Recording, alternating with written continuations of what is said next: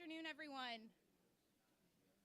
Welcome to the research breakout room of the Field Advisor Forum. I'm Dr. Stacy Zuber. I am the research data scientist with the Illinois Soybean Association. Thank you for making your way up to the 6th floor to the research breakout room. Today's presentation will highlight an Illinois soybean checkoff funded project that evaluates the impact of insect pests on yield and the return on investment, so ROI of pest control inputs. And our presenter is Dr. Nick Seiter.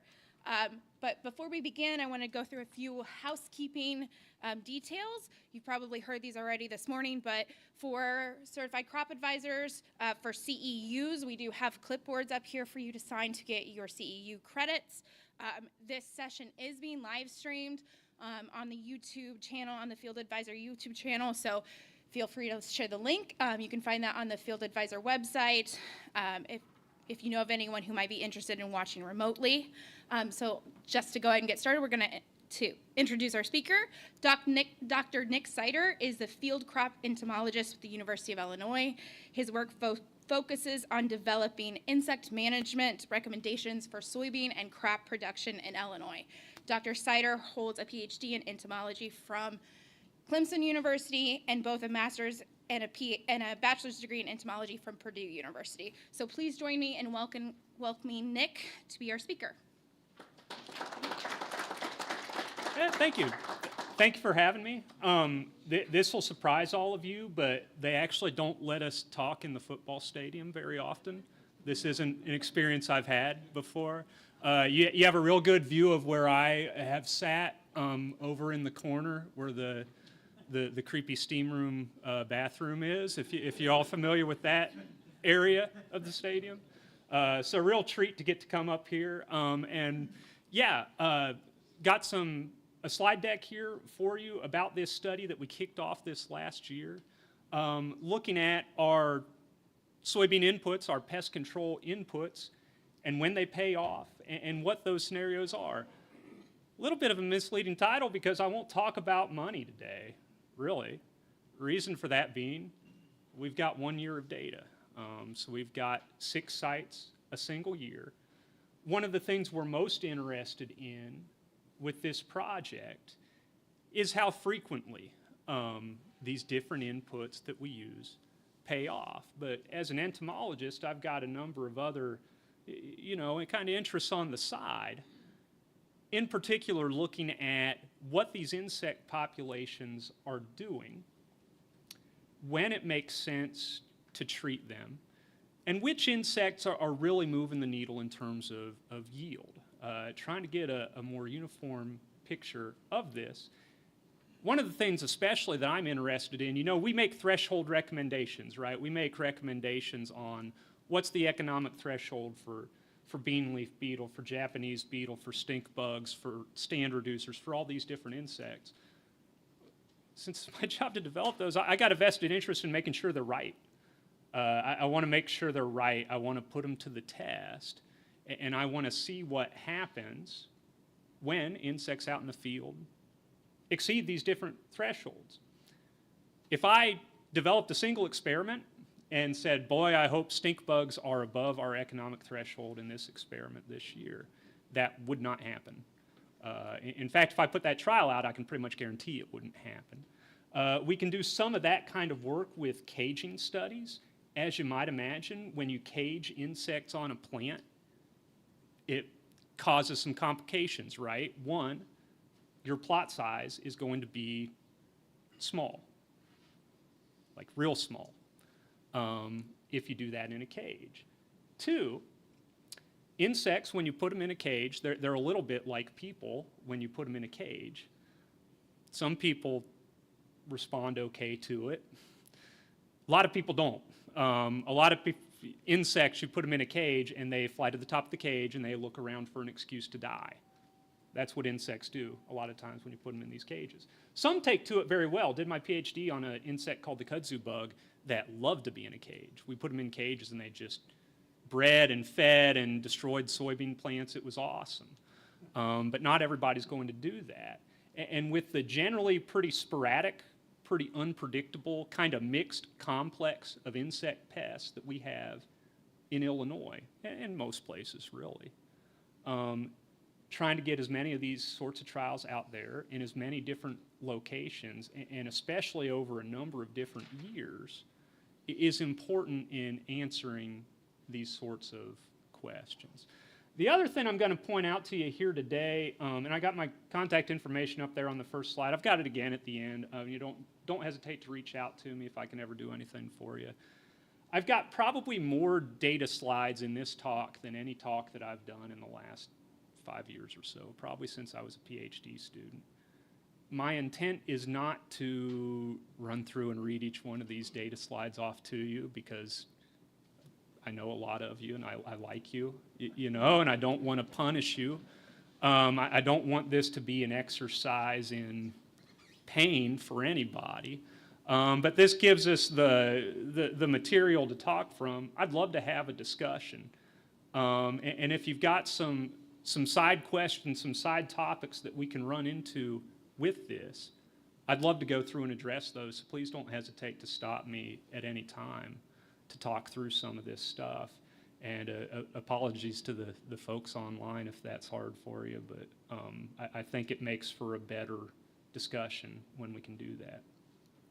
So the nature of our study, we're testing really some of the most common insect control tools that we use in Illinois. And a lot of our insecticides that we use, they're either applied to the seed or they go out at a growth stage, often with a fungicide, right? Often they're tank mixed with a fungicide, sometimes with a herbicide.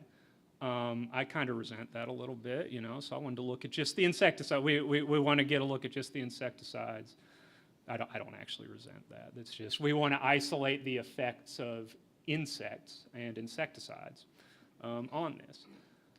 We also want to get a look at some trials that we can really control everything. So we're doing this at our research farms. And at our research farms, we're doing a full complement of treatments. So we do plots with no insecticide at all. Whether or not it exceeds a threshold, whatever happens, we can leave those without an insecticide. If something came in and ate the entire plot, we can deal with that on a research farm, right? That's cool. That's what we have these farms to do. We'll have a seed treatment insecticide. All of this, I should point out, had a fungicide seed treatment on it. So we have the addition of an insecticide in treatment too. And then we have an application at R3. We have an application at R5.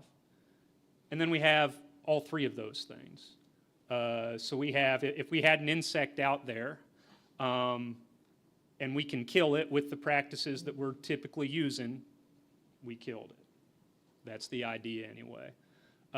We're also doing this on farm. We're doing this on commercial farmers. Couple of reasons I wanted to do that. One was because I like to get trials on farmers to make sure that what we're doing makes sense in the real world that y'all operate on, not just the university farm world that I operate on, right? The other reason for it is there are a lot of potential pest control inputs that we could use, right? I'm not going to be able to do all of them on our university farms. So this is an opportunity to get some different treatments in there, to look at some things that are locally interesting, whether that's a different active, you know, whether that's looking at some of the premix type products that have a neonicotinoid and a pyrethroid in them versus, you know, we've been using basically Warrior. You know, Lambda is the most common growth stage insecticide that goes out, so that's the one we use, but it's not the only one that everyone uses, so we want to get an opportunity to test some others. What I think separates this work from a lot of similar studies that I see is we are assessing the insect populations, and we're doing that pretty rigorously. So we're going out and sampling these fields every other week to see what's actually there, to see what sort of injury we're seeing in these plots, so that at the end of the year, if we see that our insecticide at R3 gave us 2 additional bushels, we have an idea of why that occurred. Very often, when you see treatments like this, that's the piece that's missing. Of course, the reason that's the piece that's missing is it's really hard to assess these insects in a rigorous way. That's where me and my gain of undergraduates and graduates come in. That's what we do. I'm interested in answering a number of questions, as I mentioned earlier, about how often these sorts of tactics pay off. Over time, we're hoping to build a pretty large data set with these so we can really answer a lot of questions about what happens in different years. You know, what happens when it's a Japanese beetle year? Was this last year a Japanese beetle year? Not really. Certainly not around here. Everybody says it is somewhere every single year, but we didn't have much around here. What happens when we see it in a big bean leaf beetle year? What happens if, God forbid, soybean aphid comes back again and makes an appearance in Illinois? Hasn't done that in a few years. That's the reason we want to do this over time. So again, single year of data, right? We've got 1 year of data on these different trials. Year 1, we didn't exceed an economic threshold except in one individual plot at Monmouth.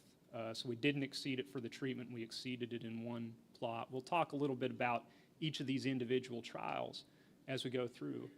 But in year 1, we didn't exceed economic thresholds. And generally speaking, I think that coincides pretty well with what most people saw in soybean last year, right? It was not a big insect pest year in soybean, certainly not around here, and generally speaking, I don't know, what we were talking about before the thing was cornleaf aphid. I think that was the most unusual thing we saw. Obviously, we didn't have cornleaf aphid in soybean. But I'm going to go through these one site at a time in some detail. And again, I'd like for you to stop and ask questions as we go. If nothing else, to make sure I don't get caught up in all these data slides and start just talking about F's and P's and the, you know, advantages of box plots that I used versus bar charts and that sort of thing. I'm sure you're all very interested in learning that. This was at South Farms. This was our location in Urbana. And these on-farm tests are plots we were looking at 40 foot by 150 foot generally for an individual plot.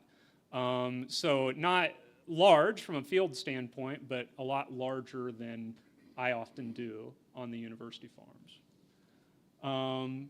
So in this case, our insect pest pressure was generally pretty low, with one exception, which was bean leaf beetle. And as we've often done locally the last few years, towards the end of the season, we started to see these bean leaf beetle populations pick up a little bit. I don't know how many of you all have been seeing that in this area, especially on beans that are a little bit later. You know, those bean leaf beetles, they're mobile and they start to kind of funnel into the last beans that were green. These weren't particularly late, but we started to see those populations increase a little bit. And you can see a couple of interesting things here. One, when we first started to see these bean leaf beetles come up, and that was towards the end of August, we were still actually getting some reduction in our plots where we had an application out at R3, which is interesting. That was, what was that, 16 days prior. So we're right kind of on the cusp of when that insecticide is still doing something. You know, when we talk about a pyrethroid like that, 7 to 10 days is what we're generally thinking about. When we got in a couple weeks later, which was a little bit after the R5 application, and by the way, this first data point here, that was immediately before the R5 application. So we went out and sampled these, and then we sprayed them. That one, unfortunately, was sprayed with a backpack carried by me. It sucked. I don't want to do that again next year. We were able to use drones for a few of these, and that was a lot easier. I was not a happy camper on the 21st of August because of that. When we looked 16 days after that R5 application, we saw those populations rebound where we had the seed treatment and where we had that R3 application, where previously we had knocked them back. But then you see where we had that R5 application, we kind of maintained them low the rest of the year. Again, that makes sense if you think about when these beetles were coming in and how long these materials last. And if you look at the kind of numbers we were looking there, we were up around 50 to 60 and 25 sweeps. Okay, a lot of you not using a sweep net. We take this net, it's about yay wide, 15 inches wide. We swing it through the canopy 25 times, and we count what we find. So if you've got 50 and 25 sweeps, that means every time you swing that net through the canopy, you're picking up 2 bean leaf beetles. So a lot. That's actually a pretty high population. It's not as high as some I'll show you when we talk about insecticide efficacy work, but it's quite a few bean leaf beetles. Our defoliation, though, remained, I don't know, it remained below 3%. So we weren't hitting any kind of a economic threshold on defoliation. And when we looked at yield, we didn't see that come out in yield. So we had a lot of bean leaf beetles. We didn't have them at levels where we were impacting yield in that particular case. And in this case, on all of these trials, we sampled all the insects, okay? We sampled everything, pest, beneficial. We even counted some things like lightning bugs that, you know, we tell them to count everything so that we don't miss anything, essentially. So we didn't affect yield in that case. Even though we had relatively high numbers in some cases of bean leaf beetles late, you know, late in the season. That's what we're looking at first? Yes, sir. Did you take into account between bean leaf beetles, stink bugs, and numerous other ones? It just seems like they prey on the pods and things there. Yeah, we counted our stink bugs as well. So we counted everything, basically. And in terms of our analysis so far, kind of what I'm showing you is what we've got. We've got more to dig into with these trials, certainly, and especially as we start piecing together multiple site years, we can look at some questions like that, right? We can look at, okay, we've got subthreshold on bean leaf beetle, we've got subthreshold on stink bug. Do those two come together and actually cause a problem for us? Would controlling those pay off for us? We need to get some observations together to do that. But yeah, we're counting everything. We're counting everything that you can get in a net. We're doing stand reducers early. Didn't show that data because there's not much to show. It was a similar story. We're counting everything that we have the ability to count insect-wise out in these fields. We're also making observations on, you know, diseases and that sort of thing, if there's anything unusual going on in these trials. The idea is to get something pretty comprehensive by the end of it. Any other questions? Yeah. How are you quantifying defoliation as a group? Yeah, visual estimate. We're just doing a visual estimate. We're doing that at the canopy level right now. Oh yeah, sorry. I'm not repeating the questions. I already failed.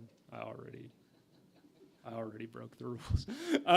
So the question was, how are we quantifying defoliation? We're doing a simple visual estimate so far.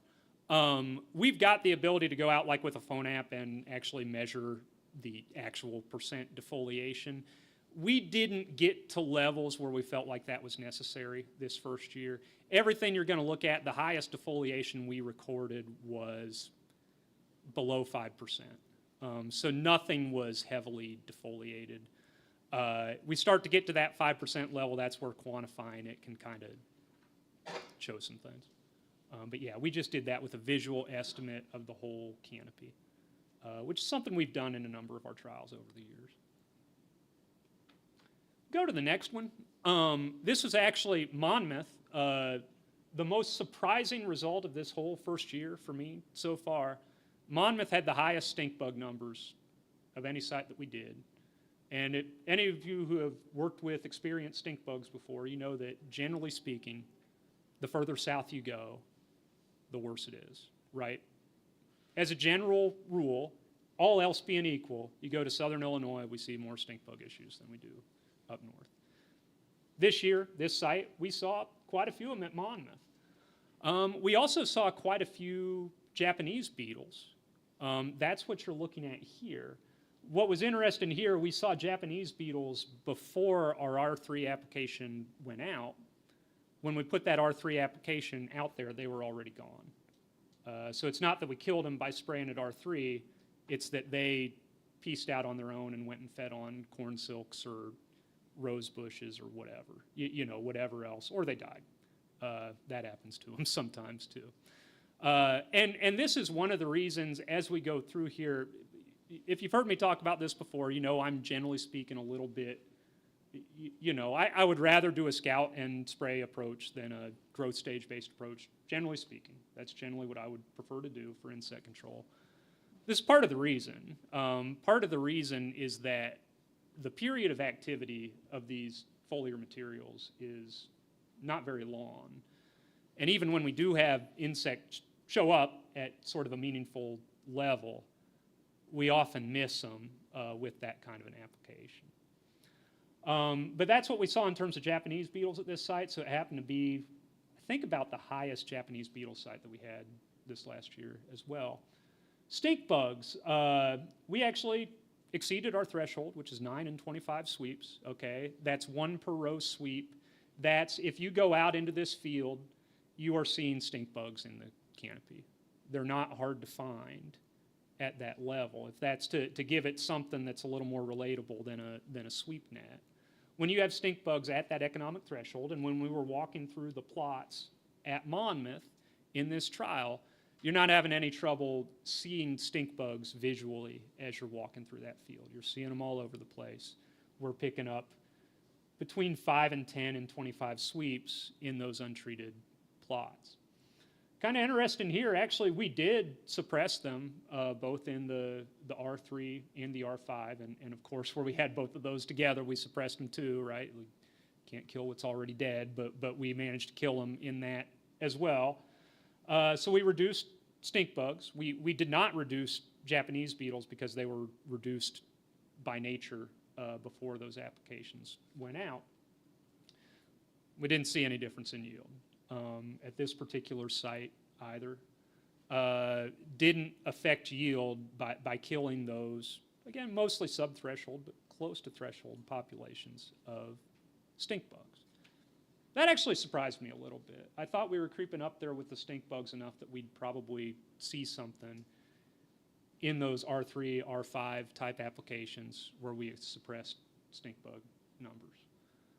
But we didn't during this first year, which, okay, that's what we saw.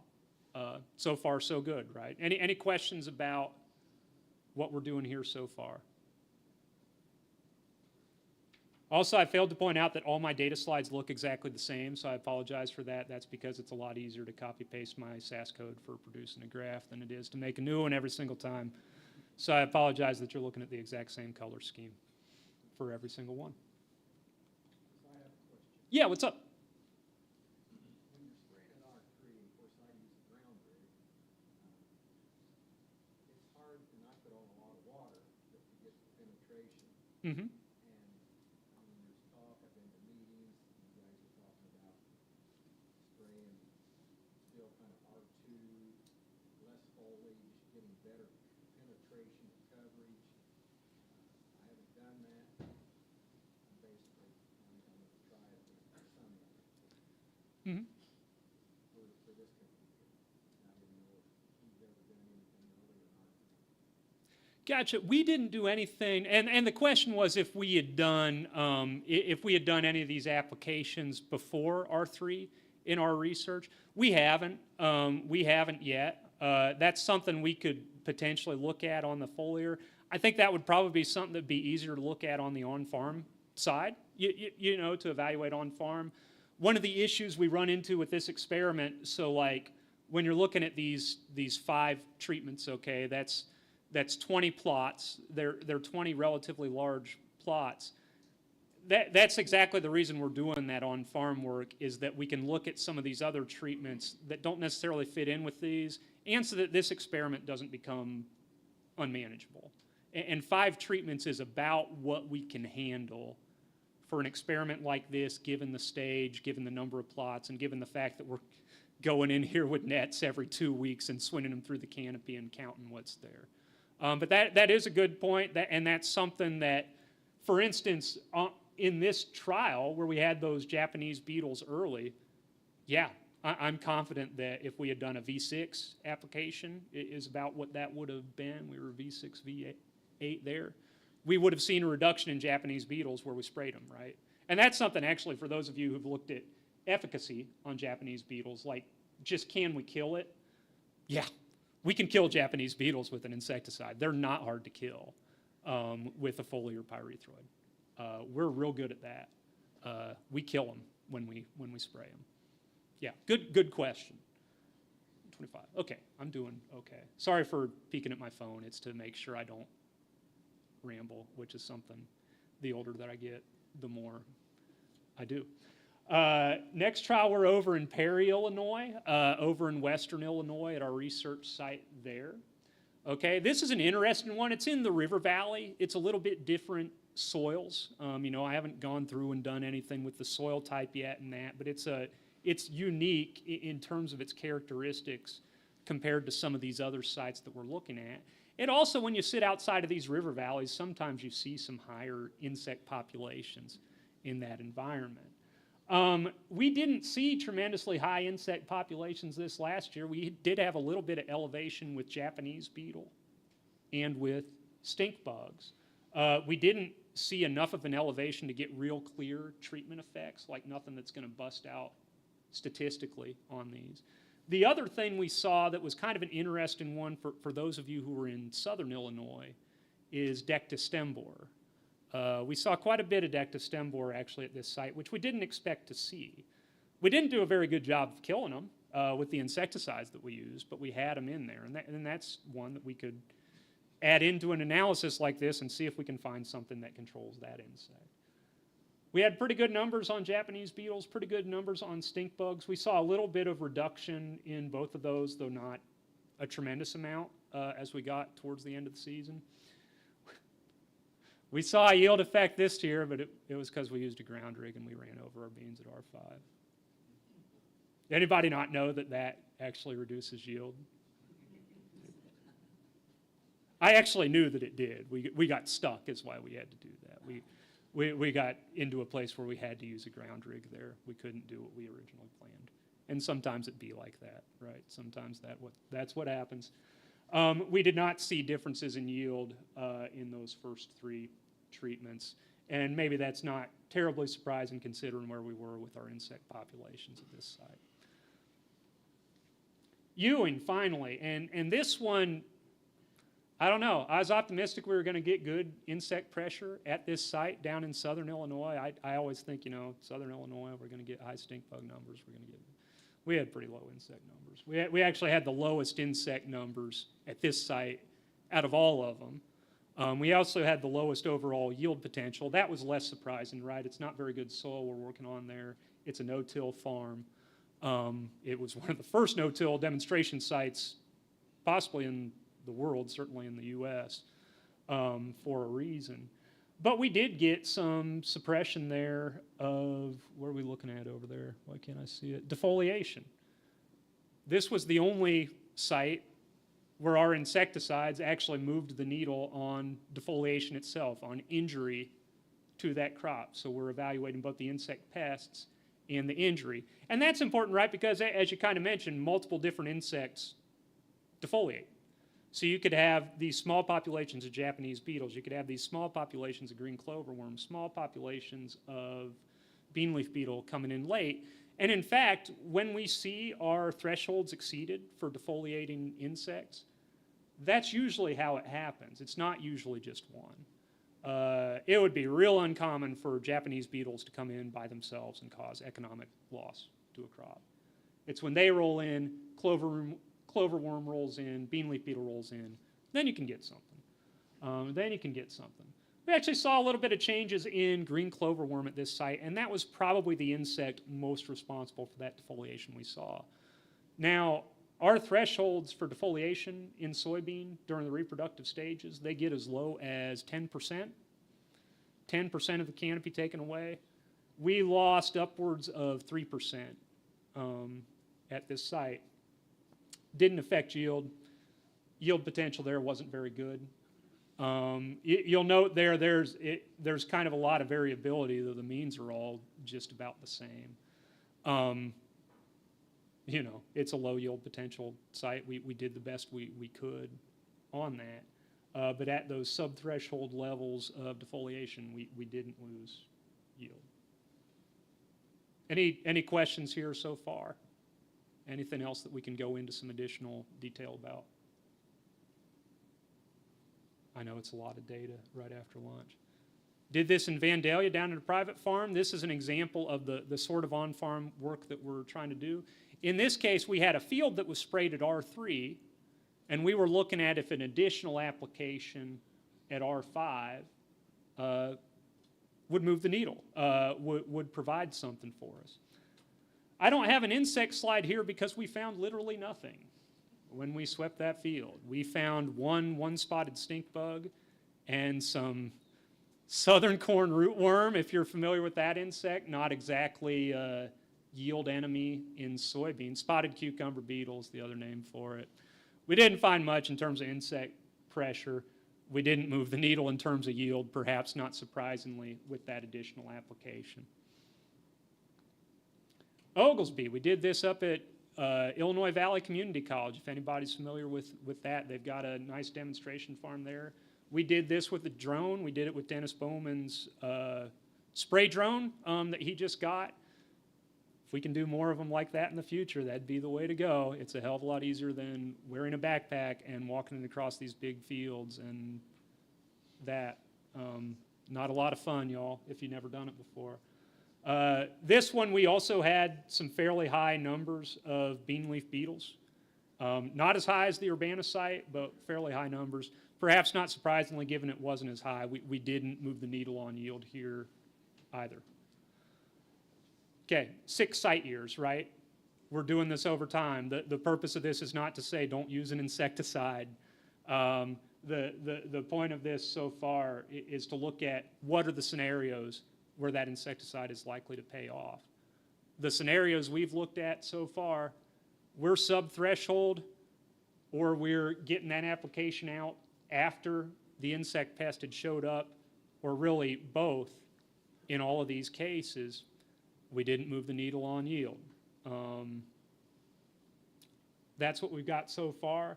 What we're really interested in learning going forward, okay, I don't know what an average field looks like, right? There's 10+ million acres of soybean in Illinois in any given year. How often is this paying off for us? And especially, what are the scenarios that are most likely to make it pay off for us? What are the insect pests that are showing up for us that are really reducing that yield? What level are they hitting when it makes sense for us to do that? What's the timing? You know, what's the timing? And one thing we find with insects, unfortunately, they don't behave for us, right? They don't come in at a predictable time. The insecticides that we use most of the time, it's not that there aren't insecticides that have residual activity, right? Like we've got a few of them out there that'll last longer than 10 days. Tend not to be the ones we're using the most often, but we've got them. When do you put that material out there so that it's actually at a relevant rate when these insects are out there and it's actually going to move the needle for you on yield? And so looking through data like this, again, this is why we always talk about scout and treat, scout and treat, scout and treat. With these growth stages, you're spinning the dice a little bit, right? You're spinning the wheel. You're hoping that insect pest is either there right now or it's there within the next 7 to 10, maybe 14 days. How do we refine that a little bit? Or at least how do we give you a good probability for if you do an R3, how likely is it that you killed something? And that's ultimately what we're trying to do with these, right? We're trying to kill bugs. They're not products that create yield. They're products that protect yield. What do we need to kill and when to protect that yield? That's what we're trying to answer with this. If it's something you'd be interested in participating in, if you'd be interested in putting a trial out, let's do it. Give me an email or shoot the ISA personnel that you're working with an email. Let's do something. Oh, yeah, there's a sign-up sheet. Look at that. Look at that. It's fun going to meetings that I had zero role in organizing because they're often better organized than the ones that I organize myself. That's a lie, actually. They're always better organized than the ones I organize myself. I don't organize extension meetings either. Someone else does that because I'm bad at it. Yeah. So typically the industry was leaning towards, if you're going to spray a fungicide on soybeans, to have an insecticide in there based off of data that suggests that there's a synergism there. Hmm?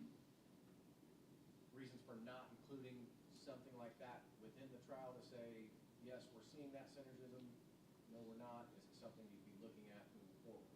Yeah, and the question was, looking at insecticides mixed with fungicides and the potential for synergism there. I think that'd be a great question to look at in the on-farm work. You know, I think that'd be a great thing to look at in the on-farm work. Again, the reason we didn't do it on the research farms, one, is because I'm trying to isolate the effects of insects in a sense in that work to look at our insect thresholds. Two is because even the simplest treatment looking at that would double, if not more, the workload for us, and we can't do that and look at just the effect of insecticides, right? And it would be an interesting trial, and one of the reasons, probably the first reason that I thought of having the on-farm component was to be able to look at questions like that, because that's the most common question we get. And let's be real, nobody's doing an R3 just an insecticide based on growth stage, right? Like literally no one. They're doing an insecticide because it costs them $1.50 an acre, and they're driving across the field as, okay, we're going to throw an insecticide in there. There's been some, I've talked to some folks who feel like the insecticide in some cases acts as an adjuvant for the fungicide. That's kind of an interesting concept. You know, some of them are emulsifiable concentrates, like they could alter the characteristics a little bit. But yeah, that'd be a great question to look at in the on-farm type work. But the reason we're not looking at it in the research farm work there is just because then it's 40 plots instead of 20, and that reduces our ability to look at the question that we're originally trying to answer here on insects. Yeah, what's up?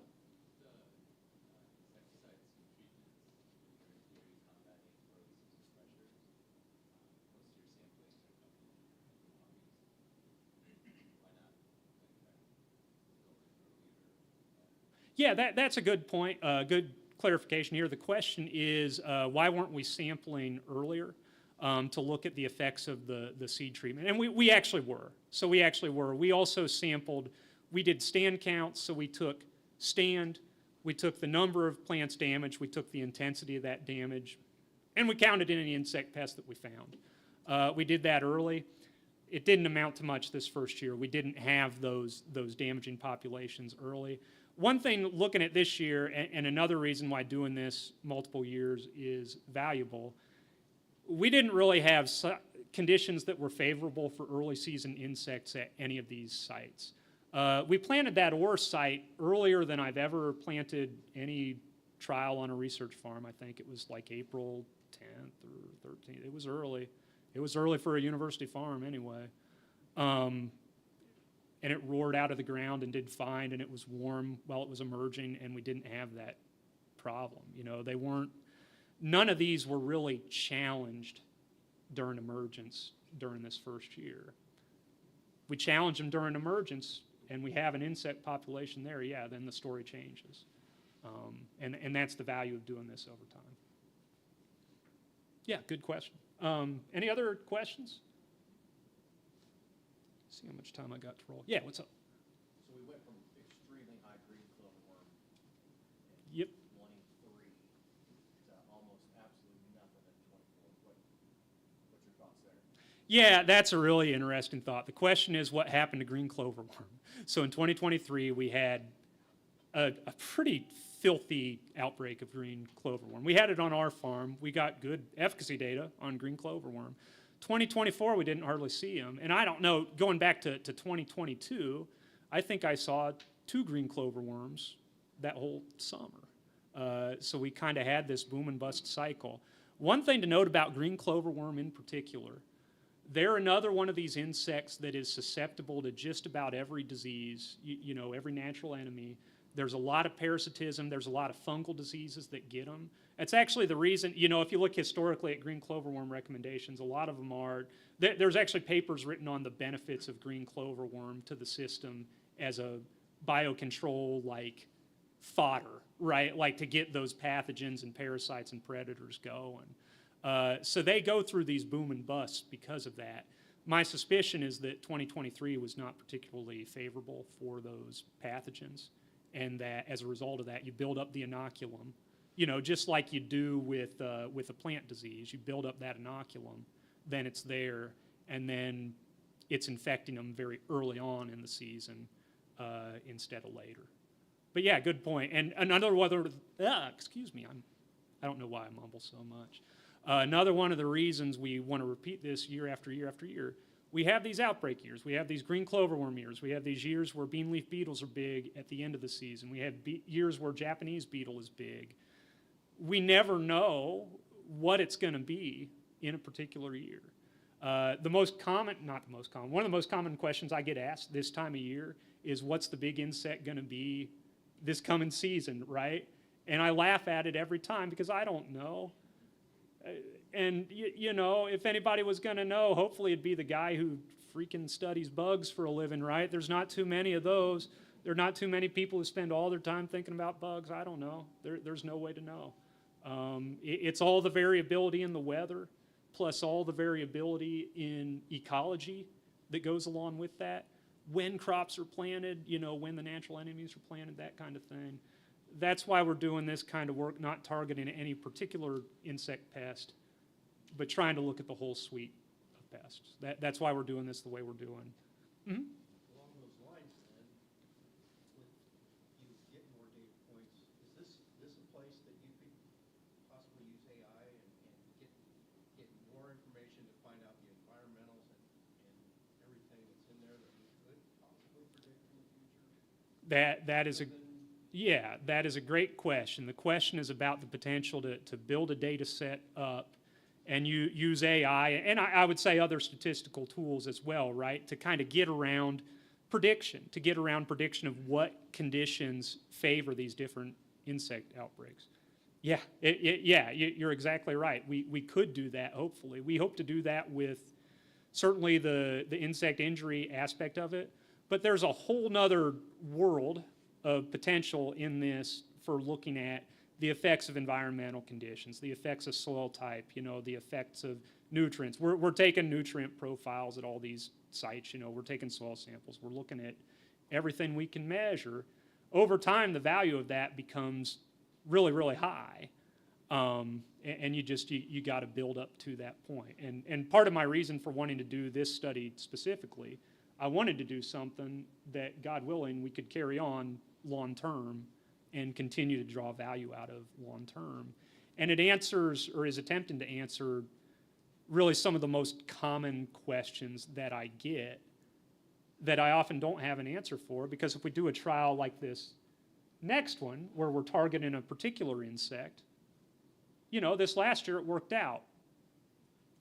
A lot of times it doesn't. We don't bat 1,000 putting out, whether it's chemical efficacy trials or any other sort of trial for insect control. There's just so much environmental variability, and that's part of what we're trying to reflect with this work. This study, I've done this a few times in the last few years. This is an efficacy study on bean leaf beetle.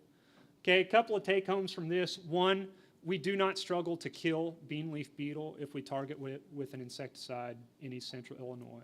If you go down to the southern U.S., there's some areas where you get into some insecticide resistance with this species. We are not one of those areas. So if it's got bean leaf beetle on the label, you apply it while bean leaf beetle is in the field, you're probably going to kill them. You're probably going to kill them, and you're probably going to kill them pretty effectively. We did a nice job with that. One thing, that last slide there, if you can't read it, that's 14 days after application. What we're looking at there, okay, it's not like Warrior didn't make more bean leaf beetles, right? That's not what happened. What happened is, at that point, the residues for all these materials have gone away, and they're starting to move around this relatively small plot. In this case, we did our usual 10 by 40, a little more friendly for the guy in the backpack, which again was me for this.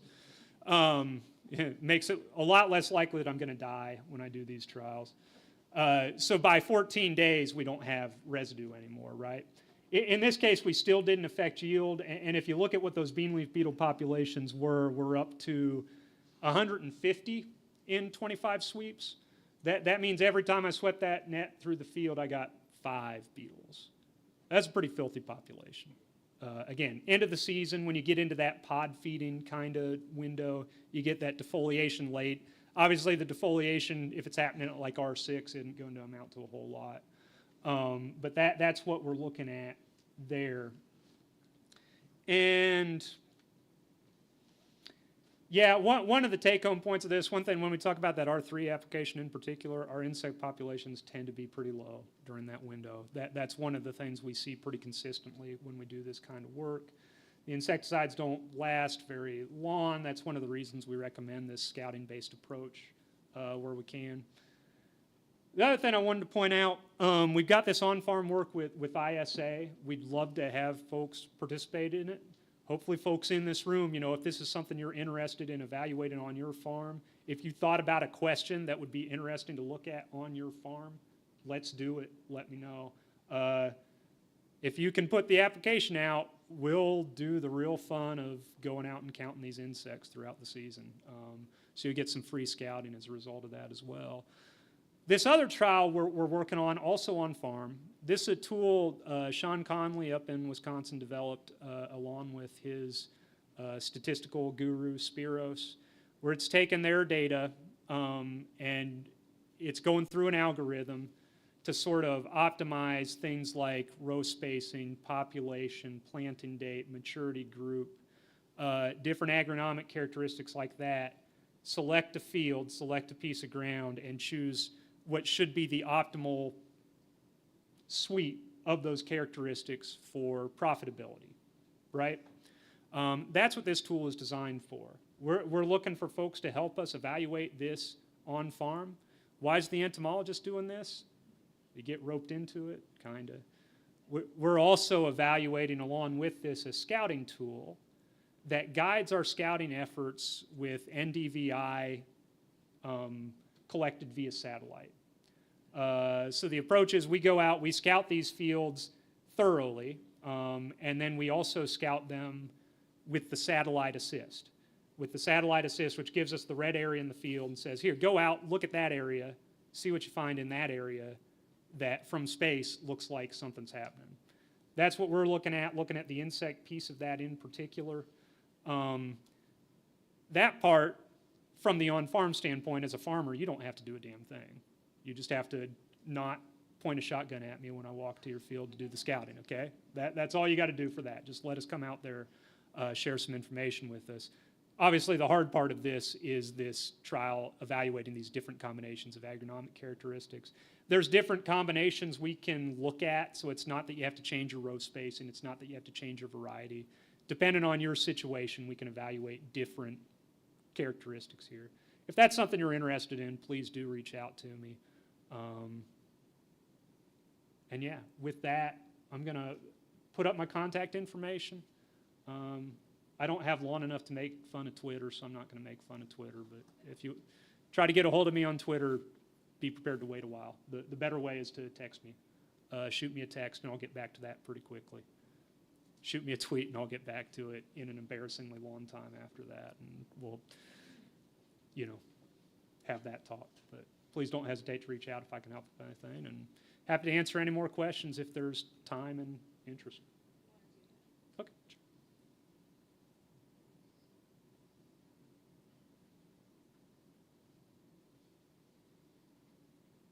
Any last questions? Yeah, what's up? Switching gears, will we have corn aphids? Will the aphids come back next year? Oh my. Yeah, the question is if cornleaf aphid will come back next year. And I know you can guess what my answer is going to be. It's we don't know. We don't know if they're going to come back. And the thing about cornleaf aphid, most of what we see, there's a chance you get some overwintering in southern Illinois. No one's ever delineated that very effectively. You don't get overwintering here in Champaign. Almost everything we're seeing in Illinois in any given year with that species is coming in from the southwest. It's migratory. They fly in on storm systems. Okay, a lot of people last year associated it with barrel, and it did come in about that time, but we started getting calls the week before barrel. So it wasn't perfectly associated with that.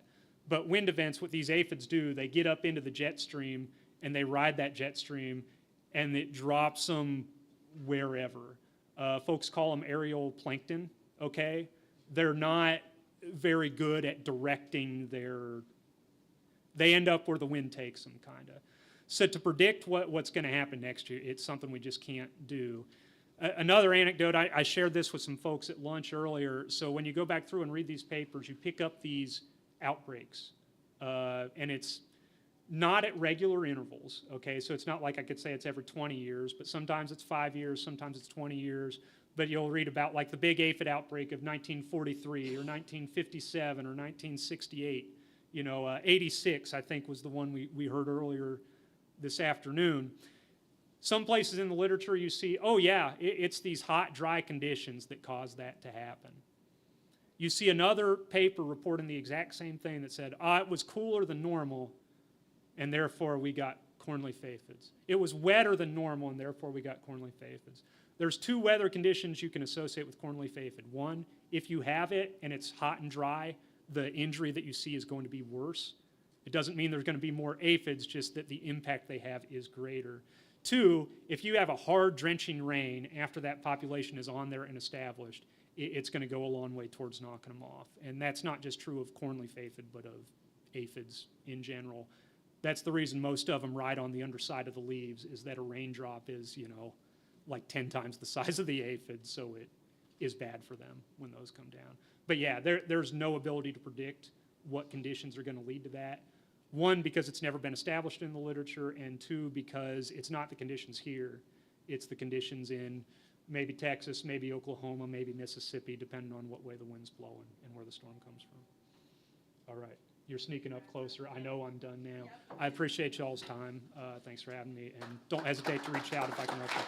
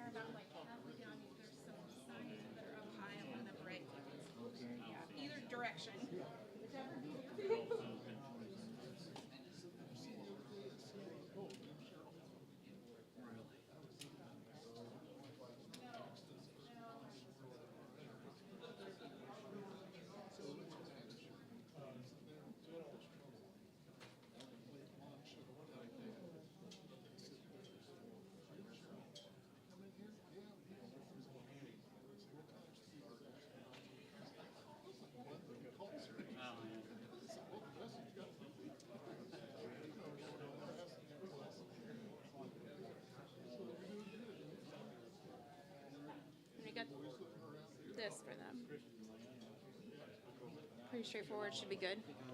Should be fine. Okay. We'll go ahead and get started then. All right, good afternoon, everyone.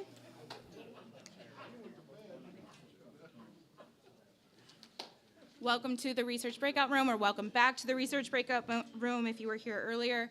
I'm Dr. Stacy Zuber. I'm the Research Data Scientist with the Illinois Soybean Association. Thank you again for joining us here. So we have a presentation that's featuring Illinois Soybean Checkoff funded project that is examining soil residual herbicide injury risks in very early planted soybeans, and also one documenting group 15 herbicide resistance and water hemp.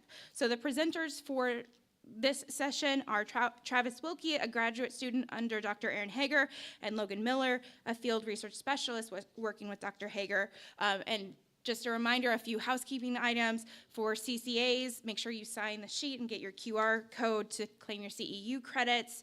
There is a sign-up sheet over here if you are interested in signing up for any of the on-farm field trials. And this session is being live streamed on YouTube, on the Field Advisors YouTube channel. So feel free to share the link with anyone to join and watch remotely. So go ahead and switching to introducing our speakers. Our first presenter is Logan Miller. Logan resides on a corn and non-GMO soybean farm near Western Illinois. He completed both his undergraduate and master's degrees at the University of Illinois, with his master's research supervised by Dr. Aaron Hager. As a research specialist in Dr. Hager's herbicide evaluation lab, Logan has focused on the various aspects of weed management in soybeans, including early planting strategies and screening water hemp populations for suspected resistance. And then after Logan, we'll have Travis Wilkie, who is originally from Olney, Illinois, my hometown, shout out to there. After earning his undergraduate degree in crop sciences, Travis began his master's degree studies in Dr. Aaron Hager's lab in 2023. His research is supported by the Illinois Soybean Association Checkoff program. It's investigating resistance to group 15 herbicides in Illinois water hemp. And he has more than 100 populations collected from across the state, and he's aiming to finish documenting his work before graduating in the summer of 2025. So let's welcome Logan and Travis.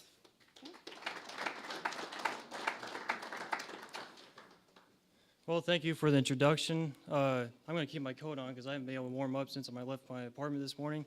But by no means is this an endorsement for Beck Seed, so don't take the wrong message from that. But it's a pleasure to be here, and I'm looking forward to presenting on early planted soybean research to you all. And I just want to thank the Illinois Soybean Association for giving me this opportunity, and Travis, to present our work. And we hopefully can share some useful data for you all. And I also want to give thanks to Dr. Hager for giving us this opportunity. We were a late substitution, even though you all probably are disappointed that he's not up here right now, but hopefully we don't disappoint you. And so we'll start with injury potential to early planted soybean from various soil residual herbicides, then Travis will take over in the second half of the session. And so it's no surprise that, as we see here, that you probably heard by now that people are planting more soybeans earlier across the state than they ever have before. And this just doesn't pertain to Illinois. If you look at Iowa, you look at Indiana, it's pretty much the same exact story. You'll see for the first 20 or so years, very few farmers were planting early. But then about 5 to 7 years ago, all of a sudden there was this uptick in acres planted in April. And I don't expect this trend to really go anywhere anytime soon. Honestly, the next 5 years, I wouldn't be surprised if it was surpassed 50%, that 5-year average black line there. And what's interesting is you can see in the mid-90s, nobody was even planting early, and the USDA wasn't even tracking if beans were planted in April. And so the landscape has changed quite a bit. And so one must ask, what are the implications of this? And there's really 3 ways to look at it in terms of crop injury and weed management. You know, I'm sure more people are concerned about that, but we're not going to worry about that today. And the 3 ways that we can think about it, at least the potential for injury being increased, is 1, herbicide drift. So 10, 15 years ago, you're going out there putting out your pre-emergence herbicide for corn. There's probably no soybeans emerge next to you. Well, now there probably is, at least maybe on some of your fields. And so you have to be concerned about that, and hopefully not spraying when it's 20 miles an hour and the wind is blowing towards your neighbor. The other thing to be concerned about is herbicide carryover. This is more of a concern because in the past, we used to have a longer window between when that last corn herbicide pass was made and when we're planting soybean. But now we're looking at maybe 9 to 10 months between when those two events occur instead of maybe 10 or 11 months. So herbicide carryover potential could be increased, and especially after this past year, as we know, it was very dry towards the end of the summer, and we did have a pretty dry fall, so that is something to look out for this coming year. Then lastly, of course, would be pre-herbicide injury. And so as we know with pre-herbicides, they are an essential component of a weed management program. This has been extensively documented over the years, not just in Illinois, I mean all across the Midwest, the U.S., wherever soybeans are grown, pre-herbicides are crucial for season-long weed control. And from what we've seen, this remains true in April planted bean, March planted beans. And you can see that photo there, for those of you that are close enough. It looks pretty clean. So those beans were planted on April 1st of this past year. The mystery pre was applied on April 1st, so this would be 5 weeks after planting. And the plot behind it, that is all Waterhemp on May 6th. And that probably should receive a post at this point. And so what a pre is going to do, of course, is limit early season weed interference and maximize that post application by allowing for adequate coverage and also by narrowing that window between when that post is made and when crop canopy occurs to prevent late season weed emergence. And so regardless of the planting date, pre-herbicides are still very important. However, there is grower reluctance to use certain herbicide chemistry classes and over fear of enhanced injury, and the one that comes to mind would be PPO-based herbicides. And this is understandable given their track record that they are more likely to cause crop injury, say, compared to the Group 15 herbicides or the Group 2 herbicides. And this concern is enhanced also with early planted soybean because those conditions that those beans will experience after they are planted usually are not as ideal for early season growth and emergence compared to, say, if we plant in May.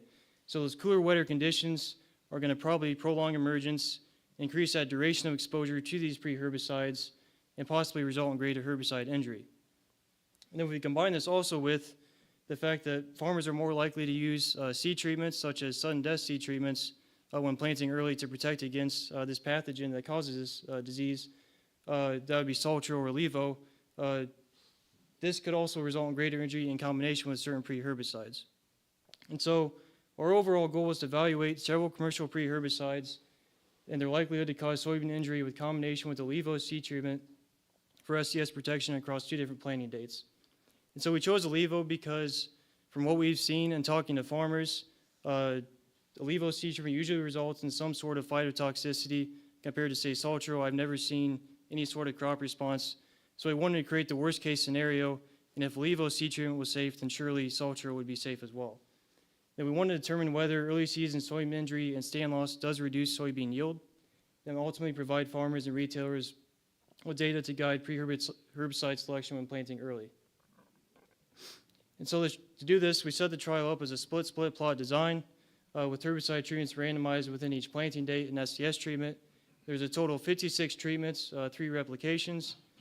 So 2 planting dates by 2 SDS treatments, yes or no, then 14 pre-treatments, which I'll get to in a couple slides. And then this trial was placed just south of Champaign, or in Champaign, I should say, really, on a field with very little weed density, which we do have, believe it or not. And this was just done for, so far, just 1 year. And then other basic agronomic information, we use tillage in the fall and in the spring prior to planting.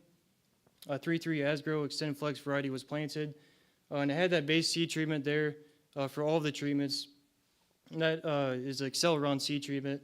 Then the Levo treatment was added on top of that. And then that's just our standard. The rest of that is our standard small plot research protocol. 10-foot by 30-foot plots, 30-inch row spacing, and approximately 144,000 seeds per acre. And pre-herbicides were applied at 1X label recommended rates at 20 gallons per acre at planting. I'm going to expand on why we chose to apply those pre's at planting in the next few slides. And then you can see here our planting dates, emergence dates. It took the early beans about a week longer to emerge, which wasn't a surprise. And then you'll note that the early beans received quite a bit less rainfall compared to those May planted beans. So keep that in mind as we go along when looking at the crop injury. And then everything received a blanket post-application of glyphosate and glufosinate 28 days after emergence for each respective planting date. And so I mentioned that we applied these pre-herbicides at planting, and the reason for this is, there's actually multiple reasons, but the first one is a few years ago, another ISA-funded research project, we looked at weed control in early planted soybean, just trying to build the foundational concepts. And this right here is just showing pre-applied at planting and a pre-applied approximately 2 weeks after planting. That was our target. We never reached it because the beans would begin to emerge prior to that 2-week target. So it ended up being about 10, 11 days after planting. But these, for this year, or this study was planned on April 5th and 6th, 4 years ago, across 3 different locations in central Illinois. And so the data that we took there was, 1, the days of 4-inch weeds, or essentially the length of residual control that we're getting. 2, the weed control or percent assessment of weed control at the post timing. And then also just weed density at the post. And you can see, regardless of how you look at it, there was no benefit to delaying that pre-herbicide compared to applying that pre-application at planting. 68 days, 96, 95% control, and then 20 weeds per square meter was recorded. Secondly, another thing to consider if you are to delay the pre-herbicide, weed emergence could occur prior to that application happening, and you're not going to likely have as good control of those weeds once they emerge with the product that you're putting out there compared to if you put that pre-out at planting. So that is something else to keep in mind, and this is at our field day site just south of Champaign.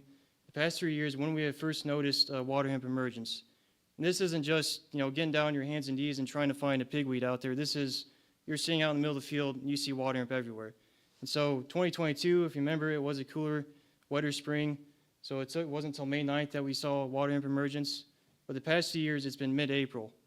And so the last really big study done on weed emergence was in the late 90s. Iowa State did this study. They looked at 4 different summer annual weed species, one of them being waterhemp.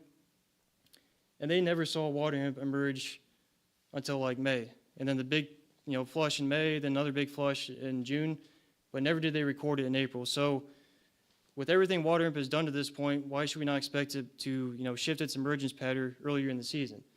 And so this photo here was some beans emerging on April 16th of last year, the same field. And from what you can tell, there's no weeds present, but if we zoom in on it, all those stars are marking waterhemp that have emerged at this point. And so as we know, the most competitive weed is one that emerges with the crop. So we want to be able to give that crop a head start.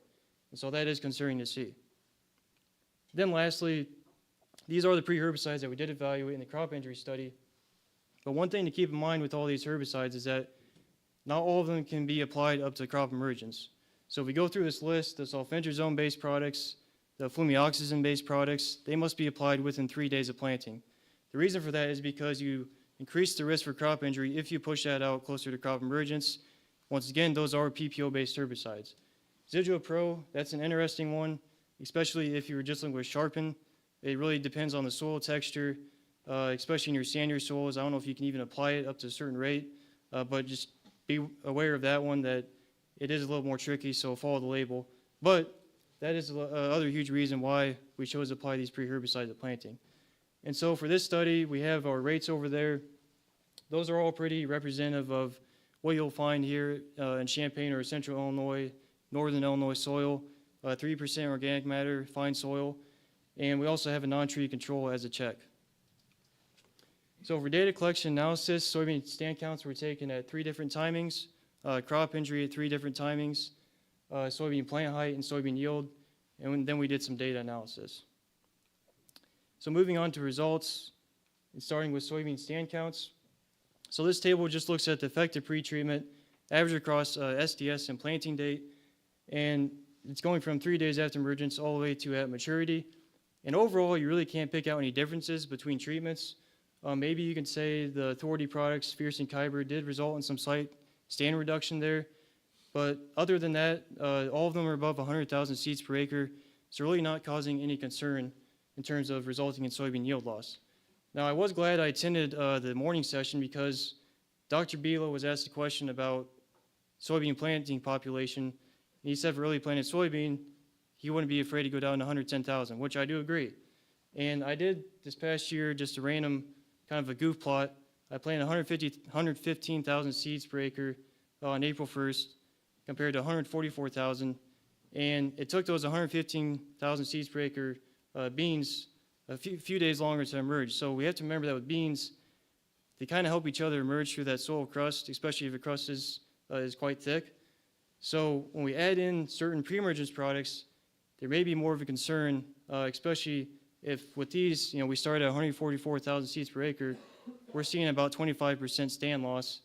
So we could go down, if we started at 110, we could go down to around 80-something thousand, which some will say 70,000 seeds per acre is enough. Some will say you need 90 to 100,000. So it really depends on what study you look at, but that is something to keep in mind if you are planting early. So these two photos are really good at showing the difference of having that levo seed treatment with the pre-treatment versus just having the pre-treatment alone. So this is Authority Edge, which has sulfentrazone and PPO product in it, compared to Authority Edge with the levo.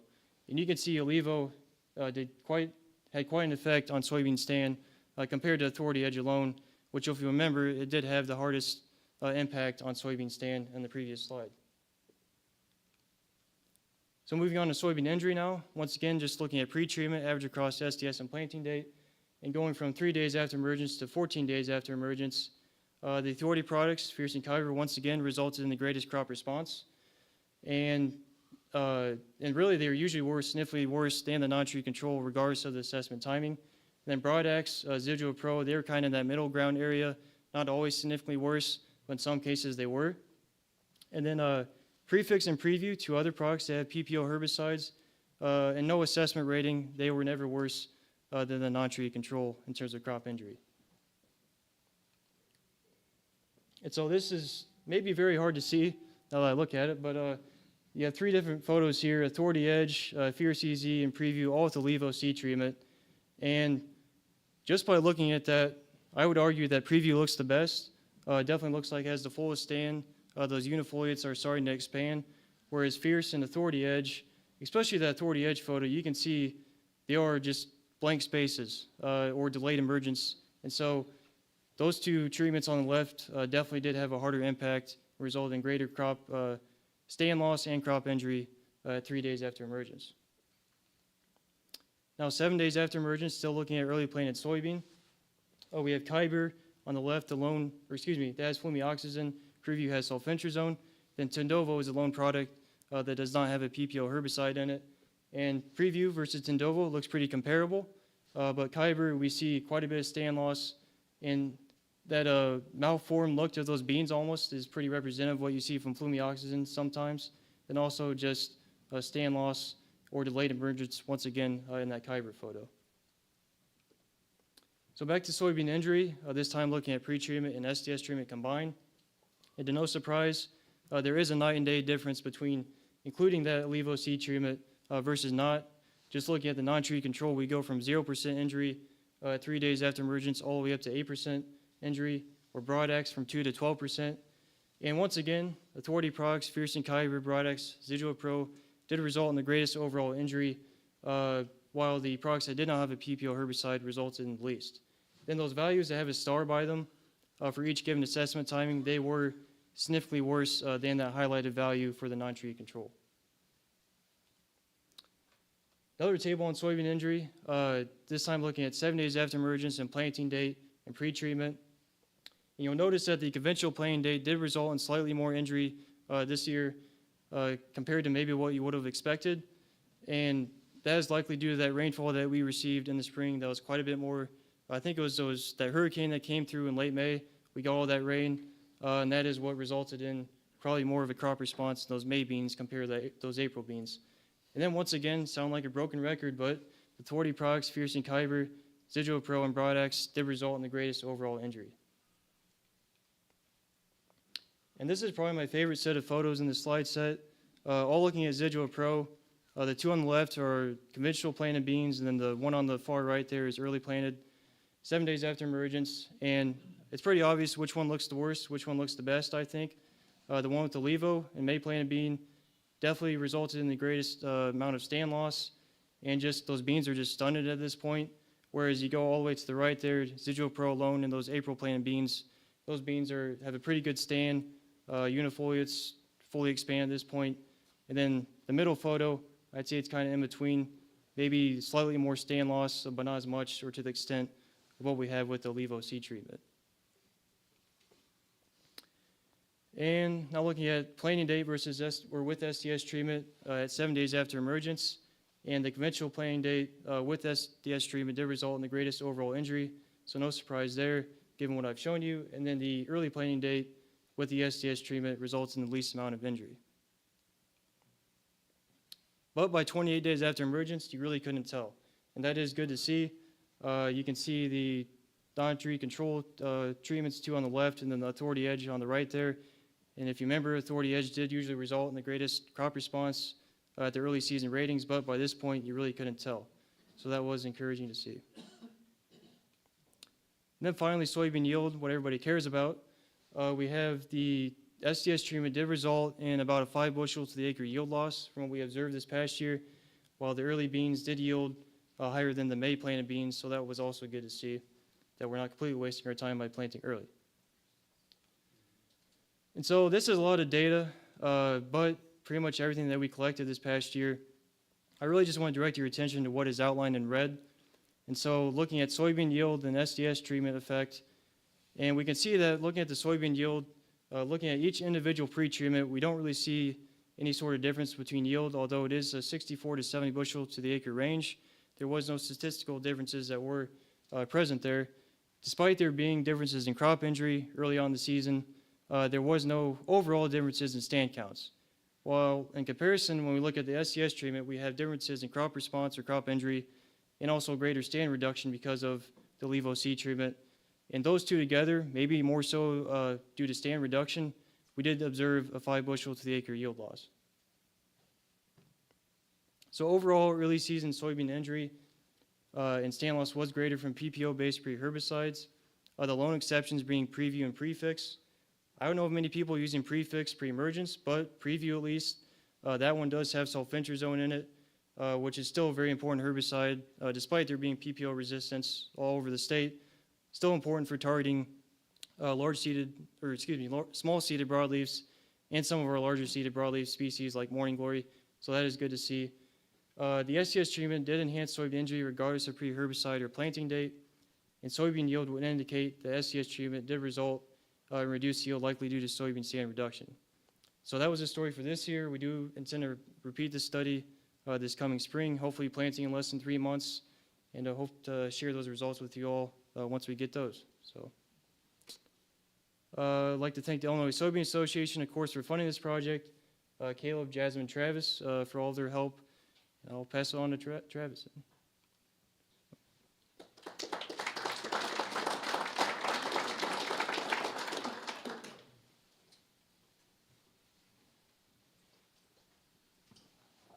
Thanks, Logan, for the introduction. Like you said, my name's Travis Wilkie. I'm a master's student in the lab, and I'm excited to be sharing my thesis research with you guys today.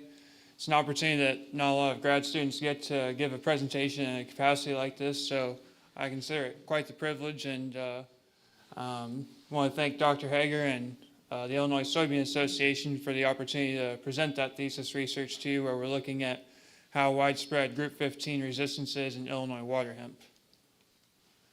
So starting with just a brief review of those products, like some of them pictured here.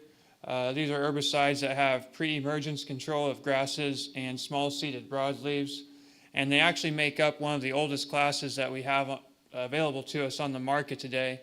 But of course, their resurgence in use has kind of been limited to the past couple of decades as we relied more on residual control with the development of resistance to foliar-applied herbicides. And of course, the discussion on water hemp in the state's nothing new either. But you might recall back in 2019, that was the year that we first had confirmed resistance to Group 15 herbicides in 2 populations, one being from Champaign County, the other from McLean. And we call them CHR and MCR respectively. And since then, there really hasn't been a ton of research throughout the Midwest to see how widespread this type of resistance actually is. Part of the reason for that is resistance to Group 15 herbicides is relatively rare when we compare it to other sites of action. And there's a couple explanations for that. The most obvious would probably be that a resistant weed surviving a pre-emergent application usually has to make it through a subsequent post-application in the systems we use today. But then from a molecular standpoint, we also understand that these herbicides inhibit enzymes that are responsible for lengthening chains of carbon during the synthesis of fatty acids, and that's where the name VLCFA inhibitor, or very long chain fatty acid inhibitor, comes from. And so we understand that any mutations that would affect the enzymes that are inhibited by these herbicides that would give us target site resistance would also be expected to come with some very severe fitness costs for those weeds. And so it was no surprise that the resistance in water hemp was found to be due to rapid metabolism. But the university wanted to bring the research back into the spotlight now on this topic, as resistance to soil-applied herbicides is much more difficult to detect in the field than that of foliar, and that's really affected by several factors. While we do have metabolic resistance confirmed to both types, it looks extremely different in the field. In a foliar setting, you would see that visual symptomology and maybe even see those weeds on the brink of death, but after coming back in a week or two, you quickly realize that they're going to survive and go on to produce seed. Whereas a residual herbicide has resistance manifested as a shortened duration of control in the field, and which is affected by multiple factors. The one that comes to mind most often would be incorporation, something that foliar herbicides do not require. And that's what lends to this idea that there's several more scapegoats that we can blame for a lack of control whenever we're looking at residual herbicides. So, for example, most of the research that we do with the university is usually on fine textured soils, but if we were to make a residual herbicide application on a sandier soil and receive several downpours within a few days, we would understand that that's going to affect the length of control.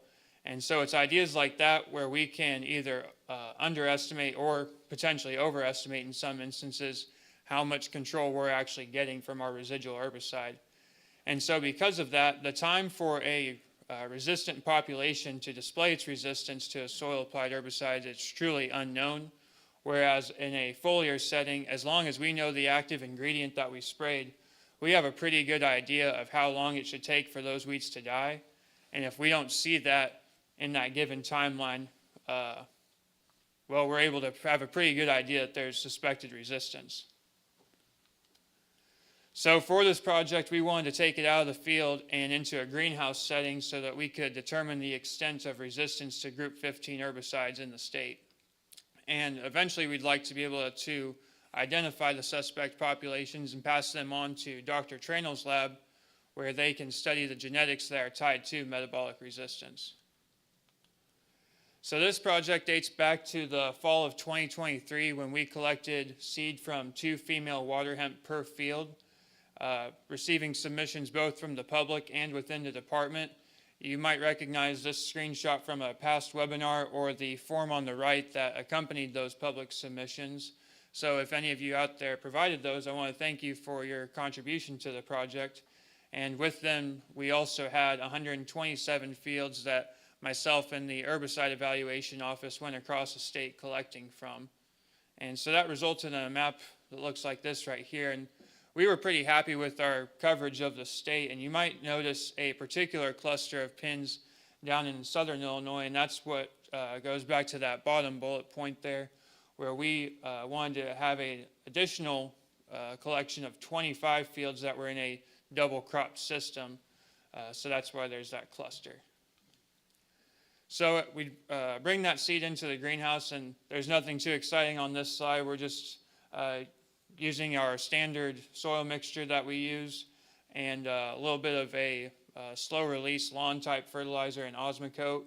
And I am sowing a 5x5 grid of these seeds on the surface, covering them with a little bit more of that soil medium before and after the herbicide application, just to protect against any volatilization or simulate a little bit of mechanical corporation in the greenhouse.